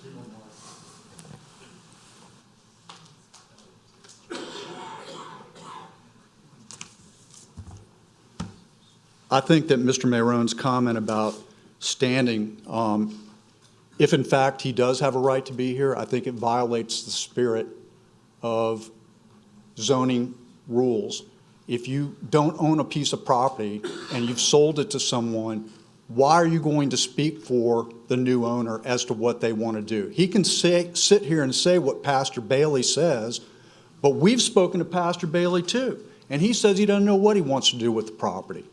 Let's let them decide what zoning should be applicable in this case. And for Mr. Mayrone to say, well, there's only 4 uses under MD1, well, why are you going to shoehorn or why are you going to pigeonhole First Baptist Church into a zoning that they may not want? What if they want to put green space out there that's consistent with the other zoning?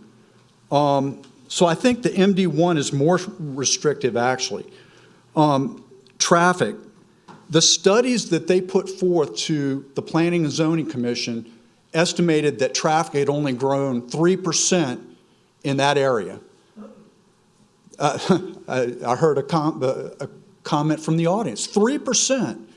The article that Mr. Lorino was commenting, Councilman Lorino was quoted in, said that the population growth in Madisonville over the last 20 years was 580%. It's in the article. So if you're going to say that traffic is only 3% growth on Bootlegger Road, I got some beachfront property I want to sell you in Terabella. Lastly, he says that the moratorium is a red herring. It is not a red herring. It's what should happen in this parish. We shouldn't have rickety infrastructure where we're allowing development before we have the infrastructure in place. That's called putting the cart before the horse. And people in St. Tammany are tired of it. I've been here for 30 years. I grew up in Metairie, and I don't want Bootlegger Road to be the new Veterans Highway, or Highway 21 to be the new Veterans Highway, or New Williams Boulevard. Let's have some infrastructure. Let's have a cooling off period where we do smart things in St. Tammany Parish. We have a lot of smart people here. We have a lot of smart people on this council who can make decisions about how we should do things in the future. I urge you to sustain my appeal in this case. Let's do the smart thing, Councilman. Thank you. Thank you, Mr. Truitt. 11 seconds. 11 seconds, Ms. Wagner. One of the uses under the existing zoning in C4 is a church. Not necessarily a strip mall or retail, a church, a mosque, a synagogue. So I think that's important to realize it's not necessarily something that's divvied up into parcels. Okay. And don't forget the PF2. Thank you very much. Mr. Morone, you have your rebuttal time, sir.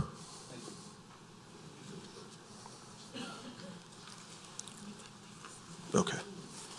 There you go. Thank you. Mr. Bender. Yes, sir. How If I you doing, may, Mr. Shane? In taking a part of the rebuttal on behalf of the petitioner. Jeff Shane, Jones Fussell Law Firm, P.O. Box 1810 in Covington. Did not plan to speak to you this evening, but I have the pleasure of representing First Baptist Church. I conducted the act of sale in late December, wherein they acquired this tract. And I also have the pleasure of telling you that having spoken not once but twice with Dr. Bailey today, Waylon Bailey, the pastor of First Baptist Church, he made it abundantly clear that he would like to see this property in its entirety zoned MD1 this evening. If I heard Mr. Truitt's comments in his initial presentation, he said that if he heard that First Baptist Church wanted to have this property zoned MD1, he didn't have a problem. I think I've just removed your problem. Thank you, Mr. Shane. Mr. Morone. Thank you. Just briefly, the traffic study that's being questioned is not applicable to this. That was for the PUD, the other 6 cases that you have. But let's just stop a minute. Forget the traffic study. Do you think that in C4 on this site that could have over 20 lots will generate more traffic than the 5 uses of MD1? Just as laymen's, people that, you know, hear these cases from time to time. You cannot deny, you cannot reasonably deny that the NC4 will generate many, many times more trips and traffic to and from that site than MD1. So if the concern is traffic, then MD1's your zone. There are not many zones in the Unified Development Code that produce less traffic than the medical residential district of MD1. This is an appropriate zone for this location. The owner wants this zone. I urge you to concur with the zoning commission and approve the MD1 zoning for this site. Thank you. Thank you, Mr. Morone. Okay, go back to anyone else wishing to, I think time's gone anyway. Okay, time's over. We'll go back to Mr. Dean.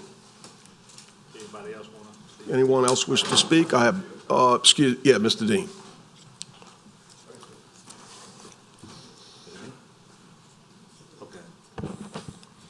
You want to go ahead and move? Mr. You go ahead. Okay. Mr. Lorino. All right. Thank you, Mr. Chairman. I appreciate it. First off, Mr. Chairman, would it be all right if Mr. Liner would come up? I'm sorry? Mr. Liner? Sure, certainly.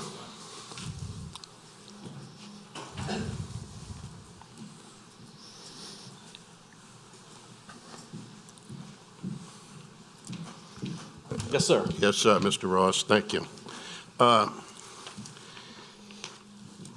You know, I'm sitting here listening to this appeal, and something stands out to me that I need clarification of.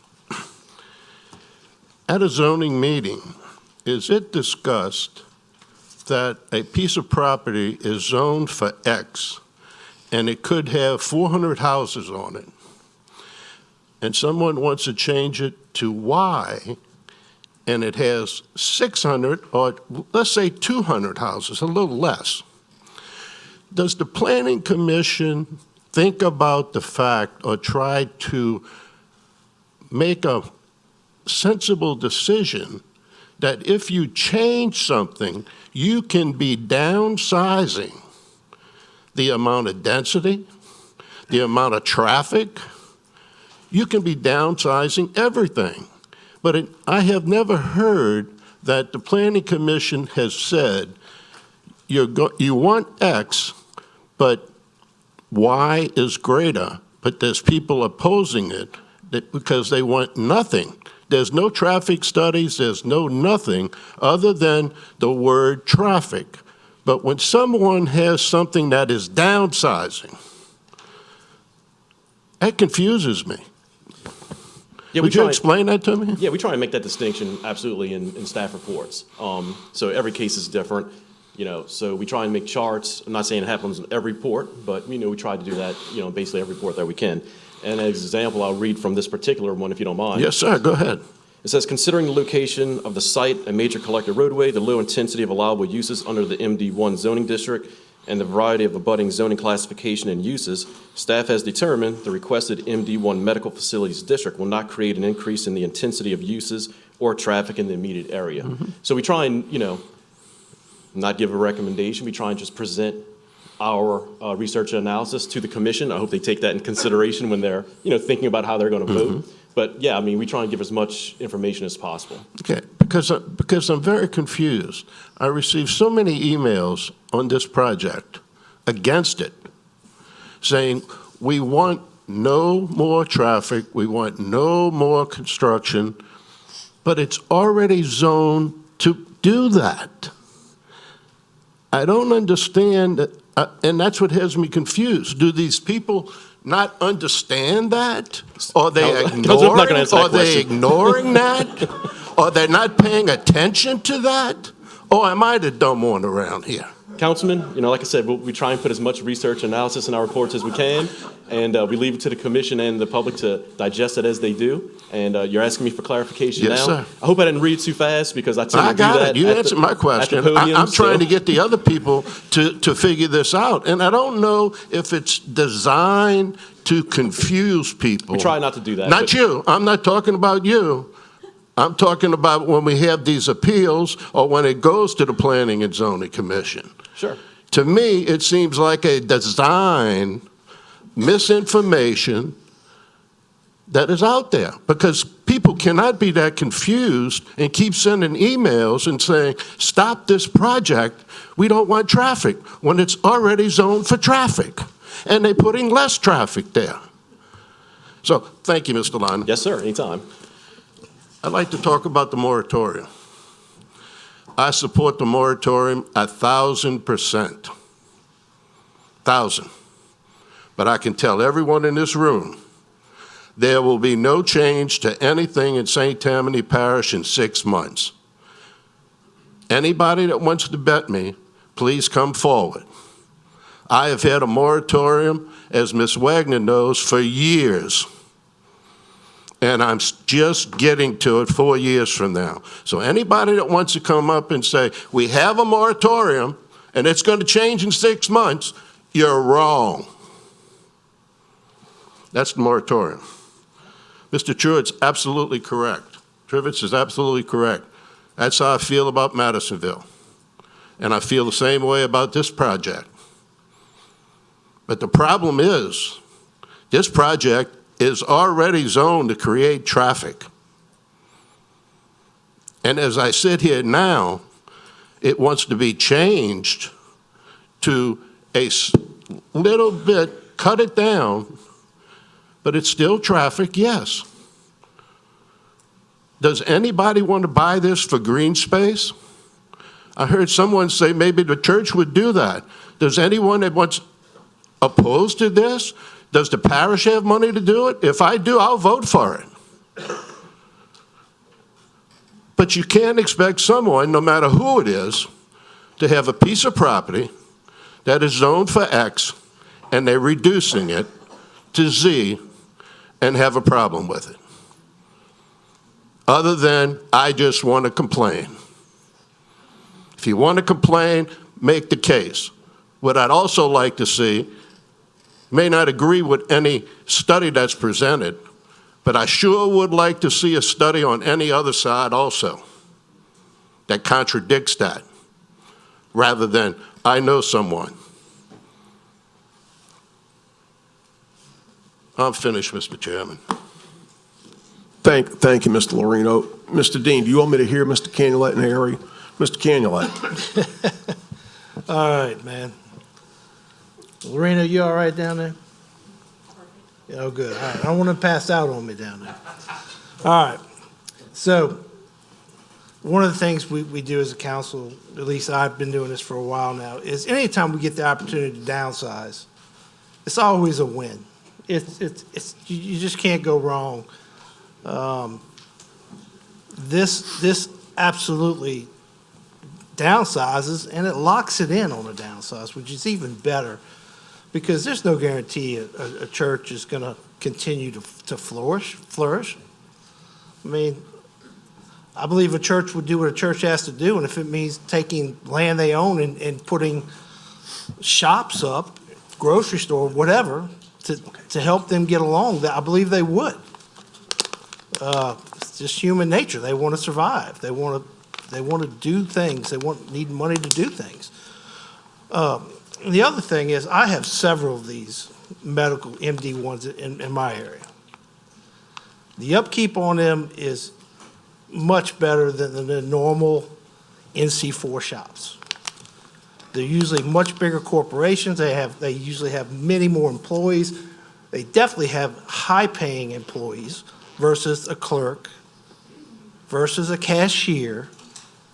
We're talking nurses, doctors, emergency personnel, really good paying jobs, good jobs. I think, Marty, this is probably one of the easier cases for me with you. I think they've really made it easy on you trying to go to MD1, to be perfectly honest with you. I think it's the right move, and it's something that we're going to need in the future. You know, everyone's living longer. We've got all this mess going around. People are getting sick. We're going to need places like this. And I'm glad to see we have an opportunity to put one in St. Tammany. So that's it. Thank you. Thank you, Mr. Canulet. Mr. Airy. Yeah, maybe this is a question for Paul, and I certainly understand the NC4 going to MD1. That's to me kind of a no-brainer. But I'm just a little concerned the PF2 that obviously isn't PF2 to MD1 would be a sort of an up zone on it. And I understand the explanation is you can't do anything with that anyway. But is there any part of that where, I mean, if you can't do anything with it anyway, why is it being changed? I guess would be my question, because then you have the state, but then now the parish could also enforce their own zone on it. Sure. Is there- Well, so you can't do anything with 100 feet off of the creek because it being on a scenic stream pursuant to state law, which is recognized by the parish. There's a additional area outside of that 100 feet that is within what is PF2 now, but it would be within the floodplain. It doesn't say you can't, the parish regulations don't say you can't do anything in the floodplain, but there are regulations as to how you could do anything in there. So in some instance, it is just left alone, but it does give you the opportunity to get in there if you can offset. In other words, no net fill. You might be able to use it for detention. You might be able to use it for things of that nature. So to us, it makes sense to have the entire site as one uniform zone. The area that is not usable at all is really just the 100 feet. The other area in the floodplain is usable but is protected. How much of that would that area that's potentially changing from PF2 to MD1 would be potentially usable as MD1? Well, I know that's probably a hard question. Yeah, it is. Don't hold me exactly to it, but let me give you a little information to try to give you a sense of what we're talking about. So of the entire site, 2.46 acres is PF2. That's the maximum PF2. All of the riparian 100-foot buffer along the entire property line is in that, is part of the PF2. So the area that is outside of that 100-foot buffer, that is PF2. If I was to give you a ballpark, we're talking about, let's say an acre and a half, an acre to acre and a half, something like that. The rest of it is probably in that buffer area. Okay. And there's no, and your position is you need it all to be MD1 in order to make this work? I mean, it just seems odd that it's a part of it that you can't really do anything with, and it would certainly solve some of the complaints that we've heard here tonight anyway, whether they're legitimate or not. I mean, it is PF2, and it is an upzone on that part. Right. Well, we heard a lot of complaints that weren't related to the PF2 tonight. So, yes, I mean, it is uncommon, in my experience, that you would come in on a tract of this size where you have one single use or concept for it, and then you would break it up into different zones. So it seems to me, and I think it's reasonable to ask for a consistent zone on this piece. It is, especially when the area, what we're talking about is conservation or treating that area that is in the PF2 in a unique way. And my point is you don't have to zone it PF2 to treat it in that way. Remember, PF2 doesn't say you can't use it. It just changes the uses, right? And they're not commercial uses, but there are uses. So my position is that the protections are in place. And those protections are in the 100-foot buffer, and they're also in the other ordinances that you have that deal with anything going in that floodplain. Thank you. Thank you, Mr. Airy. Mr. Drum.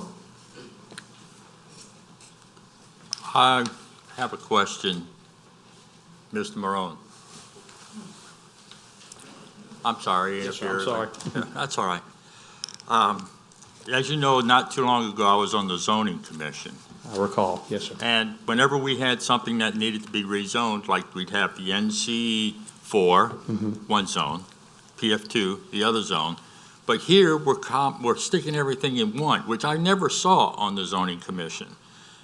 Why aren't we doing the NC4 by itself and the PF2 by itself, instead of putting them both as one? Because that's two different zones. Right. Well, I guess I'm not sure, because what the zoning commission considers is the tract of ground typically.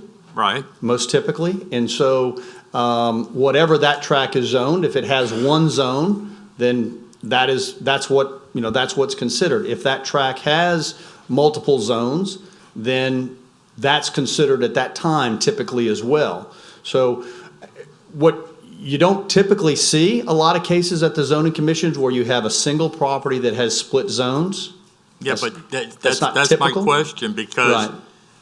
to me, it's wrong. We got two different zones and we're trying to change them both at one time. There was nothing that, was there anything that combined the two into one lot? But now you're having an NC4, which you want to change to an MD1, and you have a PF2, Right. which you want to change to an MD1.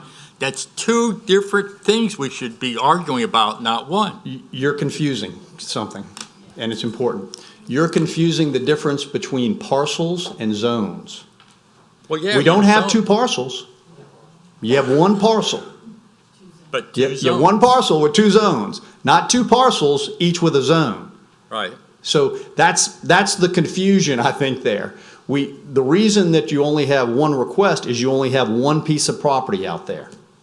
And so that is what you experienced on the zoning commission, and what is typical is that parcel, that is what the request attaches to. And in this instance, somewhat unique, you have one parcel that has two zones in it.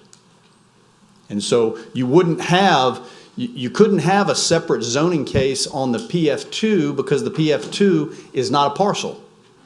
It's part of a larger parcel that includes the NC4. It's a little confusing. I'm not sure I made any sense there, but. Maybe I'm not making sense, but I don't ever remember one parcel having two zones and then changing to one zone for two different zones. I'm just a lonely, frozen caveman here, okay? I understand.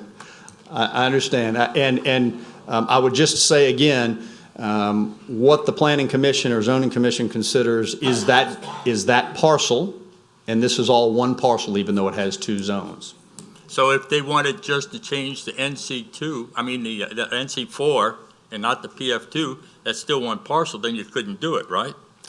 No, I think you could, the entire parcel would be subject to the request. You'd have to have the entire parcel in. But just as it was created with a split zone, you could have a split zone, is my appreciation. There's nothing that would stop that from happening legally.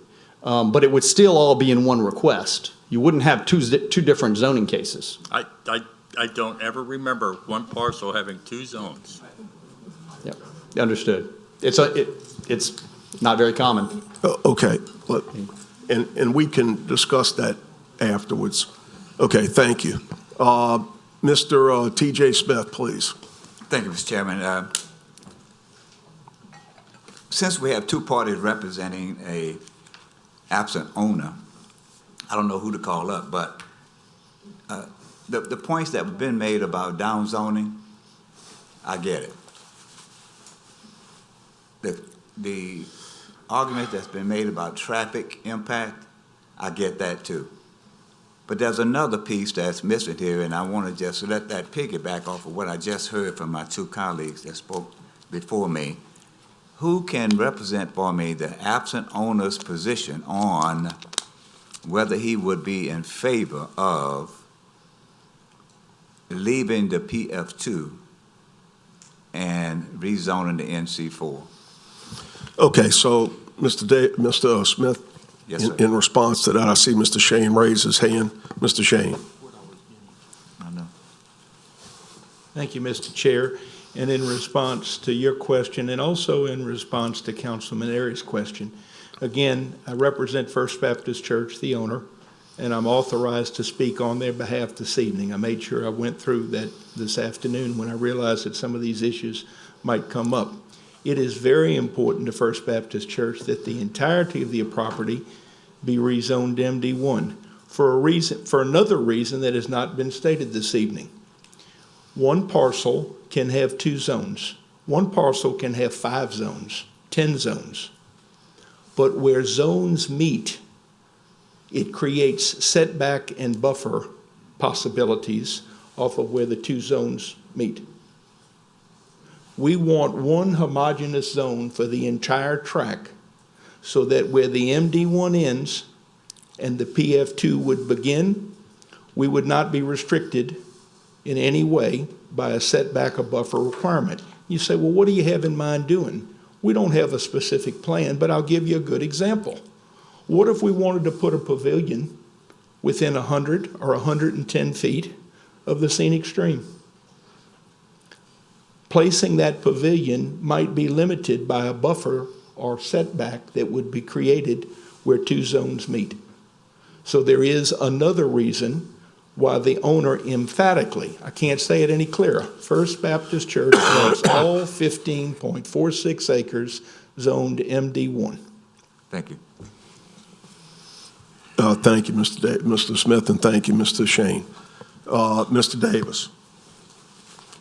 Yes, in the 12 years I was on the planning and zoning, and I know Martha can probably agree with this too, because she was on there for 20-something years, we have seen a lot of cases where the parcels were zoned separately with different types of zoning. I mean, there's no question about that. With this issue here about the A4, with the PF2 and the NC4 going to MD1, that's definitely less of a situation here for density and also traffic and as well. I have no problem concurring with the planning and zoning's approval on this matter. Thank you. Mr. Dean. I'll leave that up to Mr. Dean. Mr. Dean.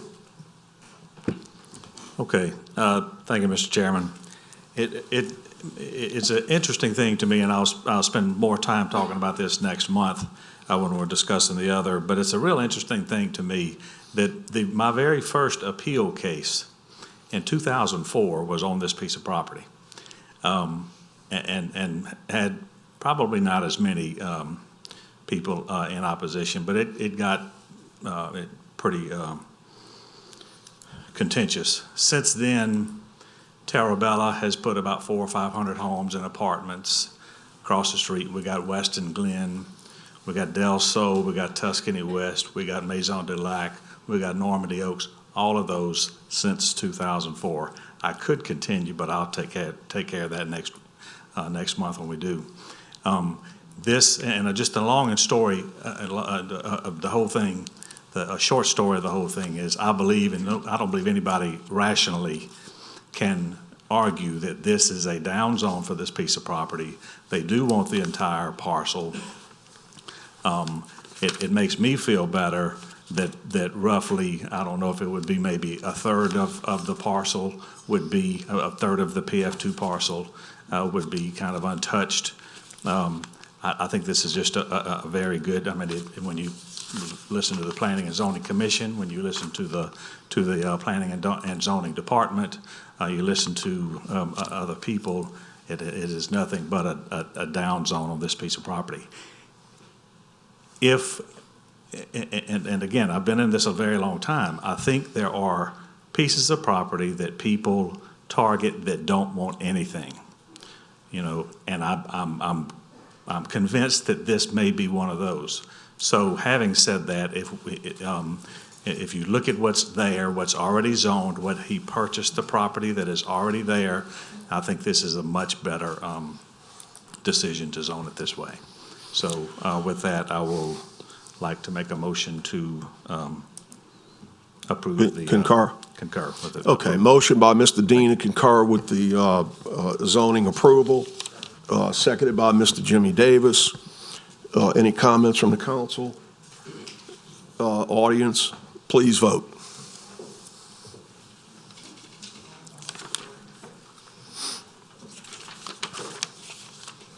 The motion is unanimous with one absent.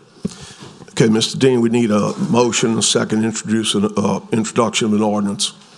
Motion and seconded by Mr. Fitzgerald. Thank you, that's it. Okay, moving to ordinances for adoption. Item 1 is ordinance calendar number 6786, ordinance to amend the St. Tammany Parish Code of Ordinances, Chapter 120, Article 7, Community Development Districts, to add a Community Development District in Division 3, Sections 120-211 through 120-214, establishing Tammany Community Development District 1. Mr. Drum. Yes, sir. Would you like to make a motion? Move to adopt, yeah. Okay, motion by Mr. Drum to adopt, second by Mr. Smith, Mike Smith. Please vote.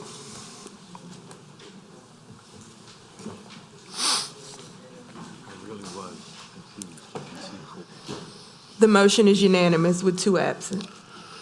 Thank you. Item number 2, ordinance calendar number 6833, an ordinance to officially name the 35-foot private access servitude shown on the attached survey to Chef's Road, Ward 8, District 9. Mr. Mike Smith.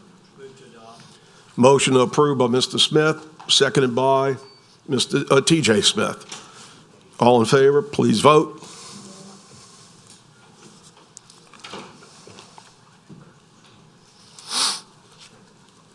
The motion is unanimous with 2 absent. Thank you. Item 3 is ordinance calendar number 6834, an ordinance to officially name the private access road shown on the attached survey to Mark Rosa Road, Ward 2, District 3. Ms. Casborn. Motion to adopt by Ms. Casborn, seconded by Mr. Lorino.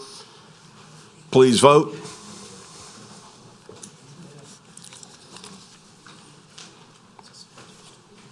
Mr. Lorino? The motion is unanimous with 2 absent. Thank you. Item 4 is ordinance calendar number 6835, ordinance authorizing the Parish of St. Tammany through the Office of the Parish President to enter into a servitude agreement with Cleco Power LLC for electric service to the safe haven facilities in the area more fully described in the attached servitude agreement and map Ward 4, District 7. Mr. Davis. Motion by Mr. Davis, seconded by Mr. Drum. Please vote.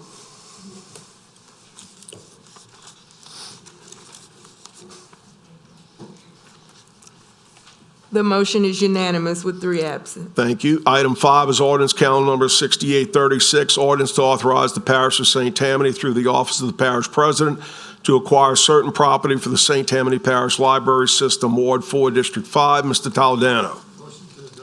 Motion by Mr. Toledano, seconded by Ms. Tanner.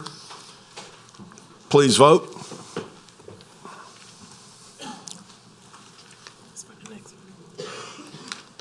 The motion is unanimous with 3 absent. Okay, item 6 is ordinance calendar number 6837, an ordinance amending the official zoning map of St. Tammany Parish, Louisiana to reclassify a certain parcel located on the west side of Lockmere Drive, north of Sharp Road, being 153 Lockmere Drive, Mandeville, which property comprises a total of 1.35 acres of land, more or less, from its A2 suburban district and A3 suburban district to an A3 suburban district, Ward 4, District 5. Mr. Toledano, and I do have a speaker card. Motion to, I'm sorry, what's that? You have a speaker card. Oh, you want my motion first? You can take it. Yeah, I'll take your motion. to adopt. Motion by Mr. Toledano, seconded by Mr. Lorino. Mr. Robert Troncosa? Yes, sir. Come on up, sir.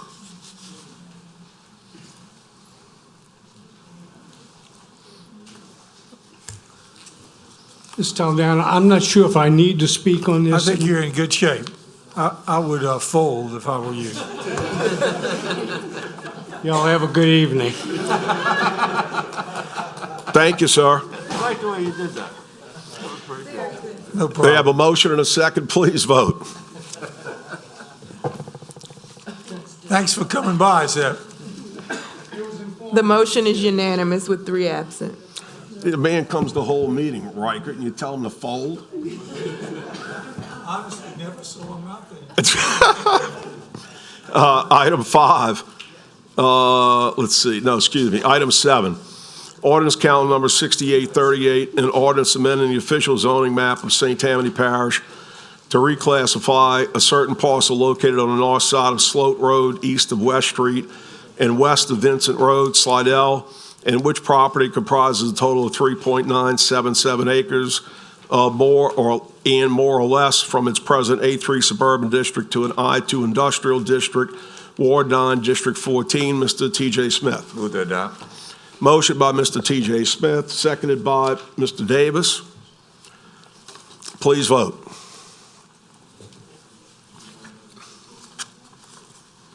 The motion is unanimous with 2 absent.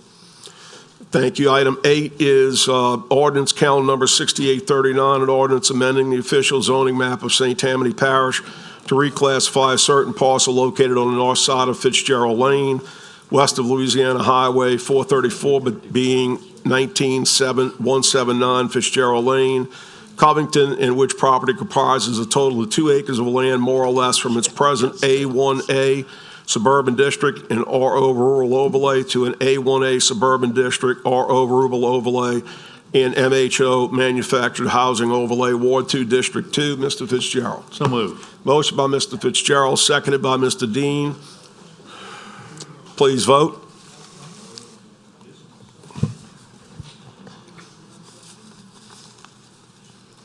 Mr. Toledano? The motion is unanimous with 2 absent. Thank you. Item 9 is ordinance calendar number 6840, an ordinance amending the official zoning map of St. Tammany Parish, Louisiana, to reclassify a certain parcel located on the northwest side of Perry Road, west of Louisiana Highway 437, Covington, in which property comprises a total of 1.65 acres of land, more or less, from its present A1 suburban district, RO rural overlay, and MHO manufactured housing overlay to an A2 suburban district, RO rural overlay, and MHO manufactured housing overlay. Ward 2, District 3, Ms. Casborn. So move. Motion by Ms. Casborn, seconded by Mr. Fitzgerald. Please vote.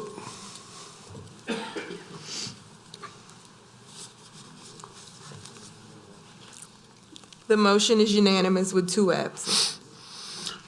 Item number 10 is ordinance calendar number 6841, an ordinance amending the official zoning map of St. Tammany Parish to reclassify a certain parcel located on east side of Chris Kennedy Road, south of Dummy Line Road, being 67182 Chris Kennedy Road, Pearl River, in which property comprises a total of 0.787 acres of land, more or less, from its present A2 suburban district to an A2 suburban district and MHO manufactured overlay, Ward 6, District 11. Mr. Drum. So moved. Motion by Mr. Drum, seconded by Mr. Jimmy Davis. Please vote.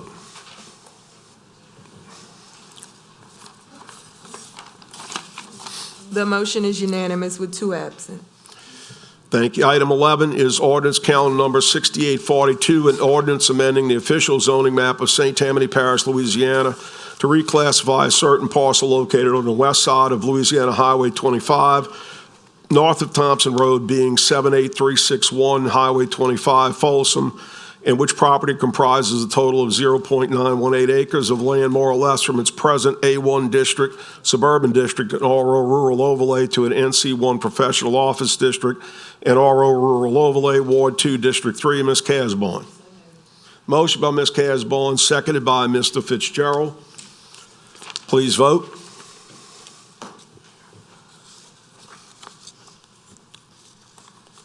The motion is unanimous with 2 absent. Thank you. Item 12 is ordinance calendar number 6843, an ordinance amending the official zoning map of St. Tammany Parish to reclassify a certain parcel located on the west side of Airport Road across from Chateau Drive, Slidell, in which property comprises a total of 22.50 acres of land, more or less, from its present A4 single-family residential district and MD1 medical residential district to an A4A single-family residential district, Ward 9, District 11. Mr. Drum. Okay, so Mr. Drum. I'm against it. Okay, I understand. So does anyone want to make a motion? Excuse me? Does anyone else want to make a motion? Yeah, does anyone else wish to make a positive motion? I make a positive motion to approve since it. Okay, so we have a motion To be by adopted. Ms. Casborn to adopt. Need a second? Second by Mr. Canulet. Without, if there's no discussion, please vote. I told you. Yeah. Am I seeing discussion? Yes, sir. Okay, let's hold the vote, please. Okay, Mr. Drum. Mr. Drum. No. Okay. No, it's fine. They Mr. want to Drum. go from, they want to put a whole bunch of houses in this small area, and I was totally against it when it went up to the voting, to the zoning people, and it still passed. A4A is too many houses to be in that specific area, right off of Airport Road. It cannot handle the traffic, and it cannot handle those houses. I'm against it.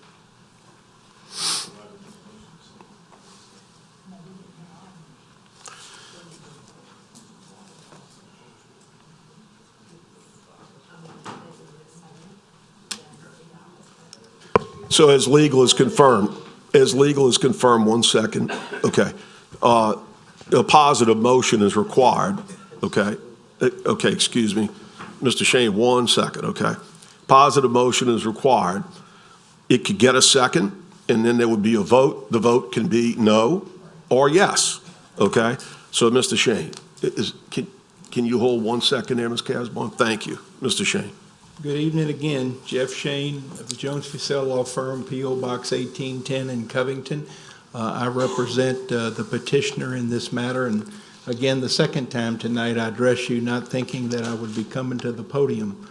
This is the first that I have learned of Mr. Drum's disapproval. This has never been brought up to me before. I think you should know that this project began when Mr. Stefancic was still councilman in terms of discussions. I may stand corrected, but I'm almost positive that the zoning commission cast all votes but one in favor of changing the zoning. There were 4 people in the audience, none of which took an appeal, all of which we met with under the porte-cochere after the zoning meeting.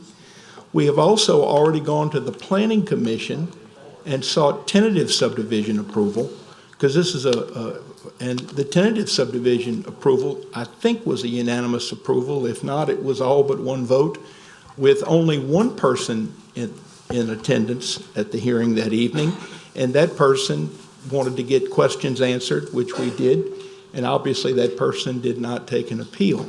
Now, in terms of a lot of houses, I think that's the comment I heard. A4A. Yeah, please make sure that apparently the councilman's not aware of what the planning commission has done, and that is the planning commission has approved a plan for 67 or 69 homes, a substantial less amount of homes that could be placed in the current A4 zoning.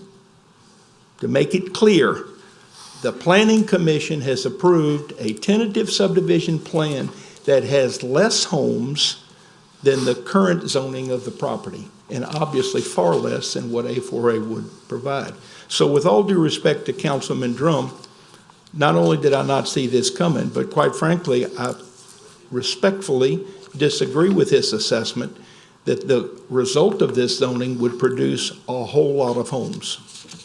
We urge that you be consistent with the zoning commission, zoning recommendation, really the planning commission, tentative subdivision recommendation, and I think interestingly, the constituency, the people that live in that area that came out and heard the arguments, they were convinced as well, as evidenced by no appeals having been taken to either approval. Thank you, Mr. Shane. Mr. Shane. Excuse me 1 second. Mr. Airy, do you have a question? Excuse me 1 second, Mr. Airy. I misspoke your name. Mr. Drum, would you like to ask a question before Mr. Airy speaks? Yes, sir. I didn't know Mr. Aaron. No, it's fine. It's fine. Go ahead and ask your question to Mr. Shane. Mr. Shane. Am I on? Okay, they could put under A4, 6 houses per acre? Yes, A4A, 6 houses? Yes, sir. And they could put up to 8 houses on A4? No, sir. Okay, so if No, I... wait a minute, though. If we're going to go through the density discussion... I don't have my paper. I've forgotten all that. No, sir, I understand. And I think, though, if we're going to talk about the number of houses that can be allowed... Yes, sir. The current density, A4, would allow 4 units per acre. We have 20 acres, 20.62. So the current zoning could allow as many as 80 units, at least in theory. We sought the A4A so that we could have 60-foot lot fronts, and the A4A plan, which was approved by the Planning Commission, has 69 lots. So the 69 is 11 units less than the current A4 zoning and far less than the A4A zoning would allow. Okay. In my view, the consequence of what we're doing is a down density. I can't say down zone, but a down density in that there will be less units on this parcel as a result of this project than what could happen otherwise without having the need to come to the zoning commission. Okay, well, there was no excuse, I guess, but there was a period of time between November and now where I was totally in the dark as to what was going on.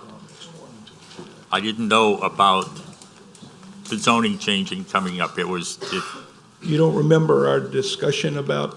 No, sir, no, I'm sorry, well, when you're 80 years old, which I'll be someday, you don't remember everything. Well, it could be on me as well, but I thought Okay. that we had had a discussion on this case. Okay, well, I withdraw my disturbance.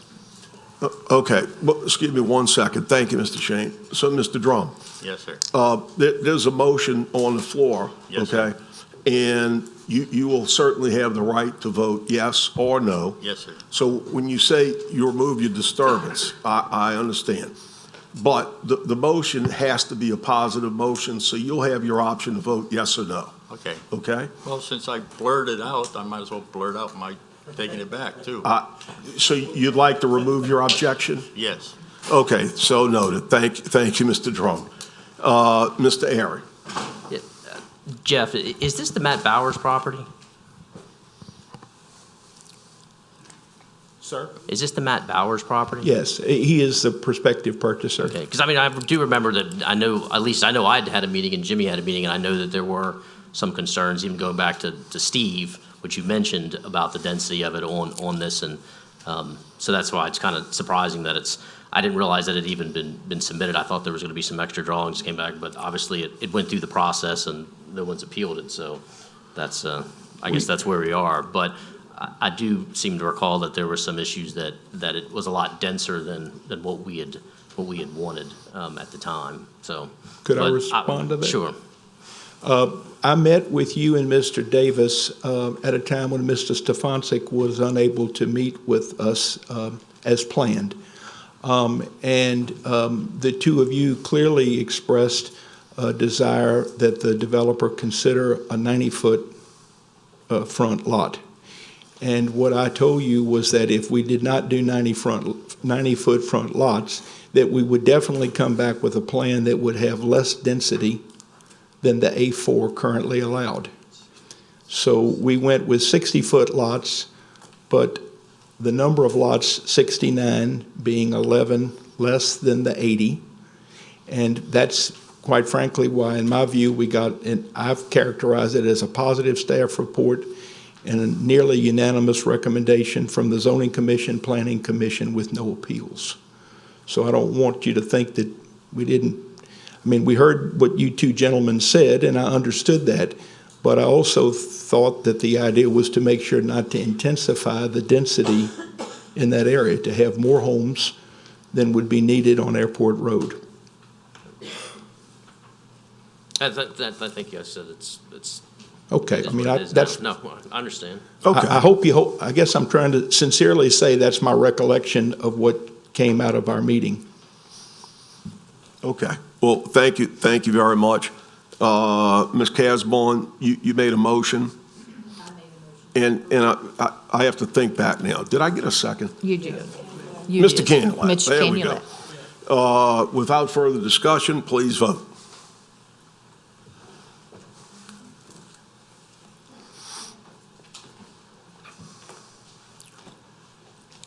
The motion passes with 9 yeas, 2 nays, and 3 absent. Okay, thank you. Hold on one second. Hold on one moment.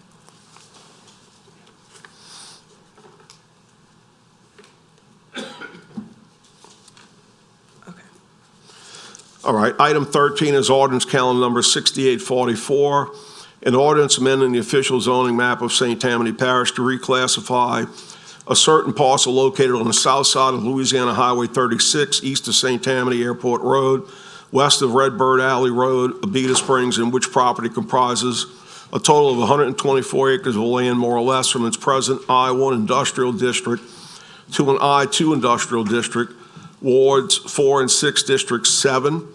Mr. Davis. Yeah, motion to adopt. Motion by Mr. Davis, seconded by Mr. Fitzgerald. Mr. T.J. Smith. Yes, Mr. Chairman, and purely for the purposes of informing the public, because this is such a huge tract of land, and it's an upgrade in zoning. You just give an explanation as to what the use is, if you don't Sure. mind, Mr. Davis. Sure, not a problem.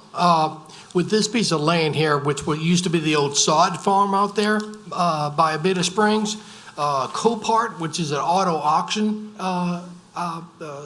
company, is going to go ahead and put auto auctioning out there. And I've already investigated and talked to the people that own the property, and they're going to go ahead and, of course, I've actually went out and witnessed their facility they had in Gentilly, and it was superb. So I see that it's going to be a good asset to the St. Tammany, not to mention probably a nice little taxes as well. And so I have no problem with this. Thank you. Okay, so we had a motion by Mr. Davis, seconded by Mr. T.J. Smith. Mr. Fitzgerald. Excuse me, that was seconded already by Mr. Fitzgerald. My apologies. Okay, seconded by Mr. Fitzgerald. Please vote.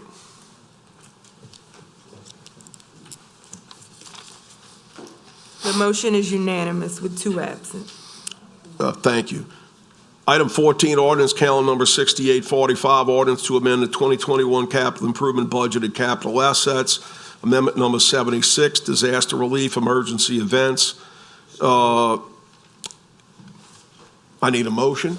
Motion by Mr. Toledano, second by Ms. Tanner. Any questions, comments? Please vote.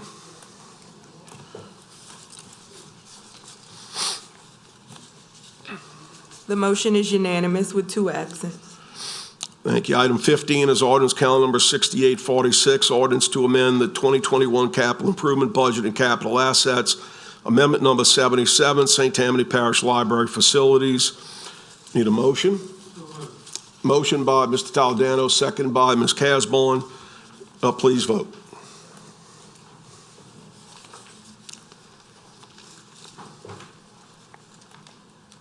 The motion is unanimous with 2 absent.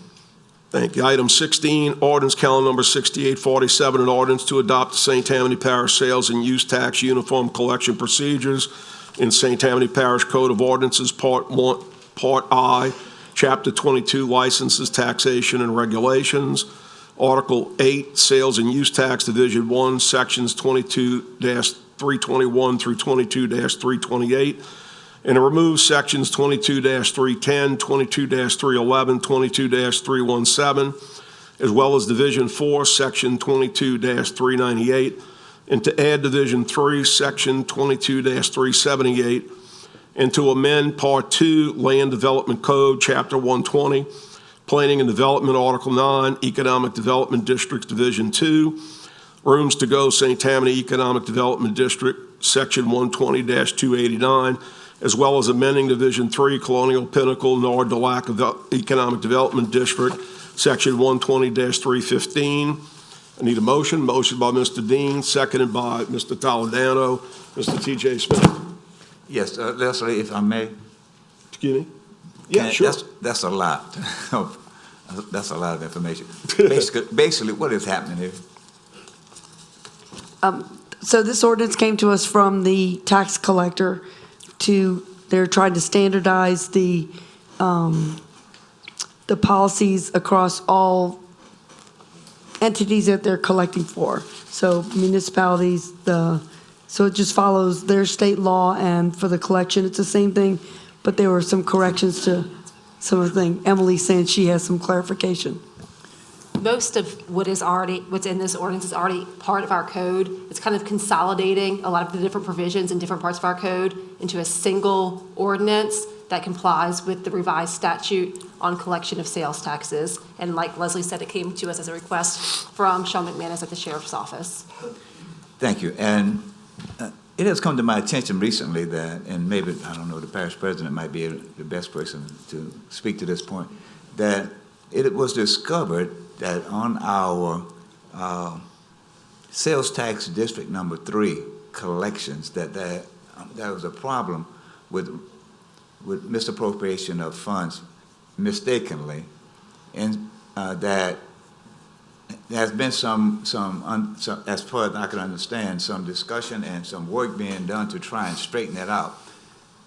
There are certain businesses that have been collecting sales taxes, but because of some coding problems that they made, those taxes didn't come to the parish. Some of them went to some municipalities like Covington, Slidell, Mandeville possibly as well. Does this have anything to do with straightening that out? And can I just clarify very importantly that you meant misallocation and not misappropriation of those funds? Right. Okay. Yeah, I was going to say the same, I was going to make the same comment. There was no misappropriation, and the misallocation that you're talking about is, was discovered during audits that the sheriff's auditors performed on certain businesses. And they issue an audit report, which is issued to Sales Tax District 3 and to the affected municipalities, letting each person know what the misallocation was and how much of that tax is due to from each other. And so, but this ordinance, I don't think, speaks to that at all? Yeah. Well, we can come back to that because I did want Okay. some clarification tonight for our benefit as to what is the status of that situation, because Sales Tax District Number 3 is critically important to all of us, and any misallocation of some of those funds, we certainly would like to know what the status of it is and how it's going to be handled going forward. But for this one, I'm good. Okay. Thank you, Mr. TJ. Appreciate it. Okay, we have the motion and a second. Please vote.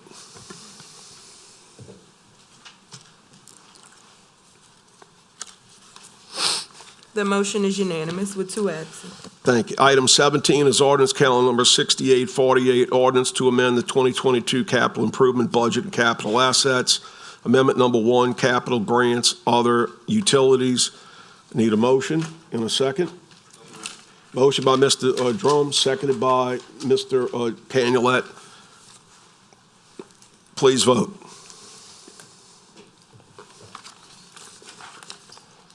The motion is unanimous with 2 absent. Thank you.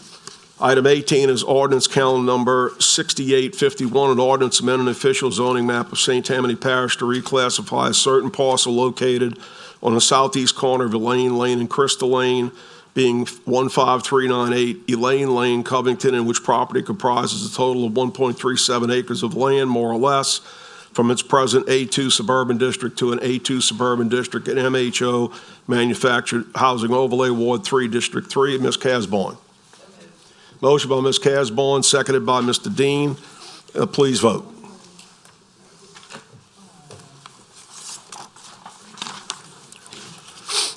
The motion is unanimous with 2 absent. Okay, thank you. Moving to, we have 2 items off the floor. We need a motion and a second to opening off the floor. Do I have a motion and a second? Motion, excuse me. Does someone want to, excuse me? I'll make a motion. Okay, Mr. Davis, motion seconded by Mr. Mike Smith, okay? Please vote.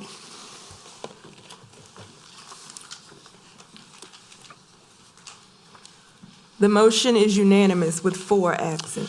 Okay, thank you. So perhaps we might want to explain these two.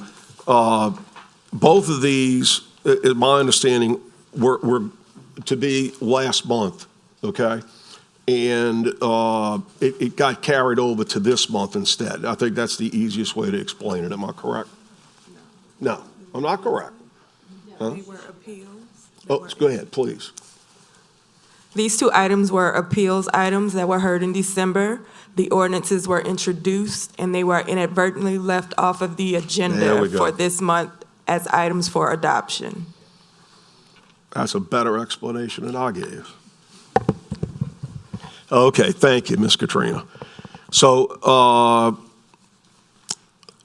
item 1 is ordinance calendar number 6849, ordinance amending the official zoning map of St. Tammany Parish to reclassify a certain parcel located south of Woodrow Road, west of Louisiana Highway 437, Covington, in which property comprises a total of 6.10 acres of land, more or less, from its present A1 suburban district, rural overlay, and MHO manufactured housing overlay to an A1A suburban district and rural overlay, Ward 2, District 3. Ms. Casborn. Motion by Ms. Casborn, seconded by Mr. Fitzgerald. Please vote.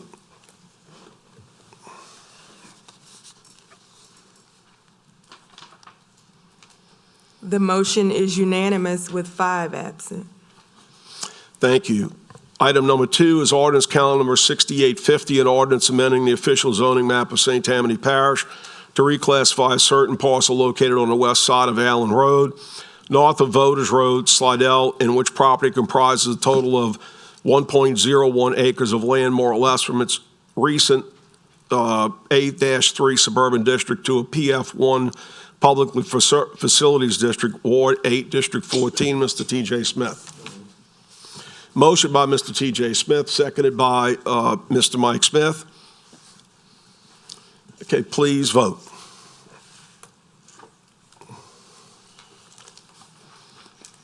The motion is unanimous with 4 absent. Okay, I'm going to ask the council as a whole, does anyone have an item they wish to include on off the floor? No? Mr. T.J. Smith? Item, but it's just a continuation of what I brought up a few minutes ago and Leslie and I was talking about. And in the interest of time, and because it's not hot and burning, Leslie, and give them time to prepare as well, could you all prepare the answer for us on that particular issue, just kind of bring us up to date on where we are? Thank you. Good, great, thank you. Seeing no extra items, need a motion to adjourn? Motion and a second. Thank you. Good night. Oh, thank you. Thank you. Thank you very much.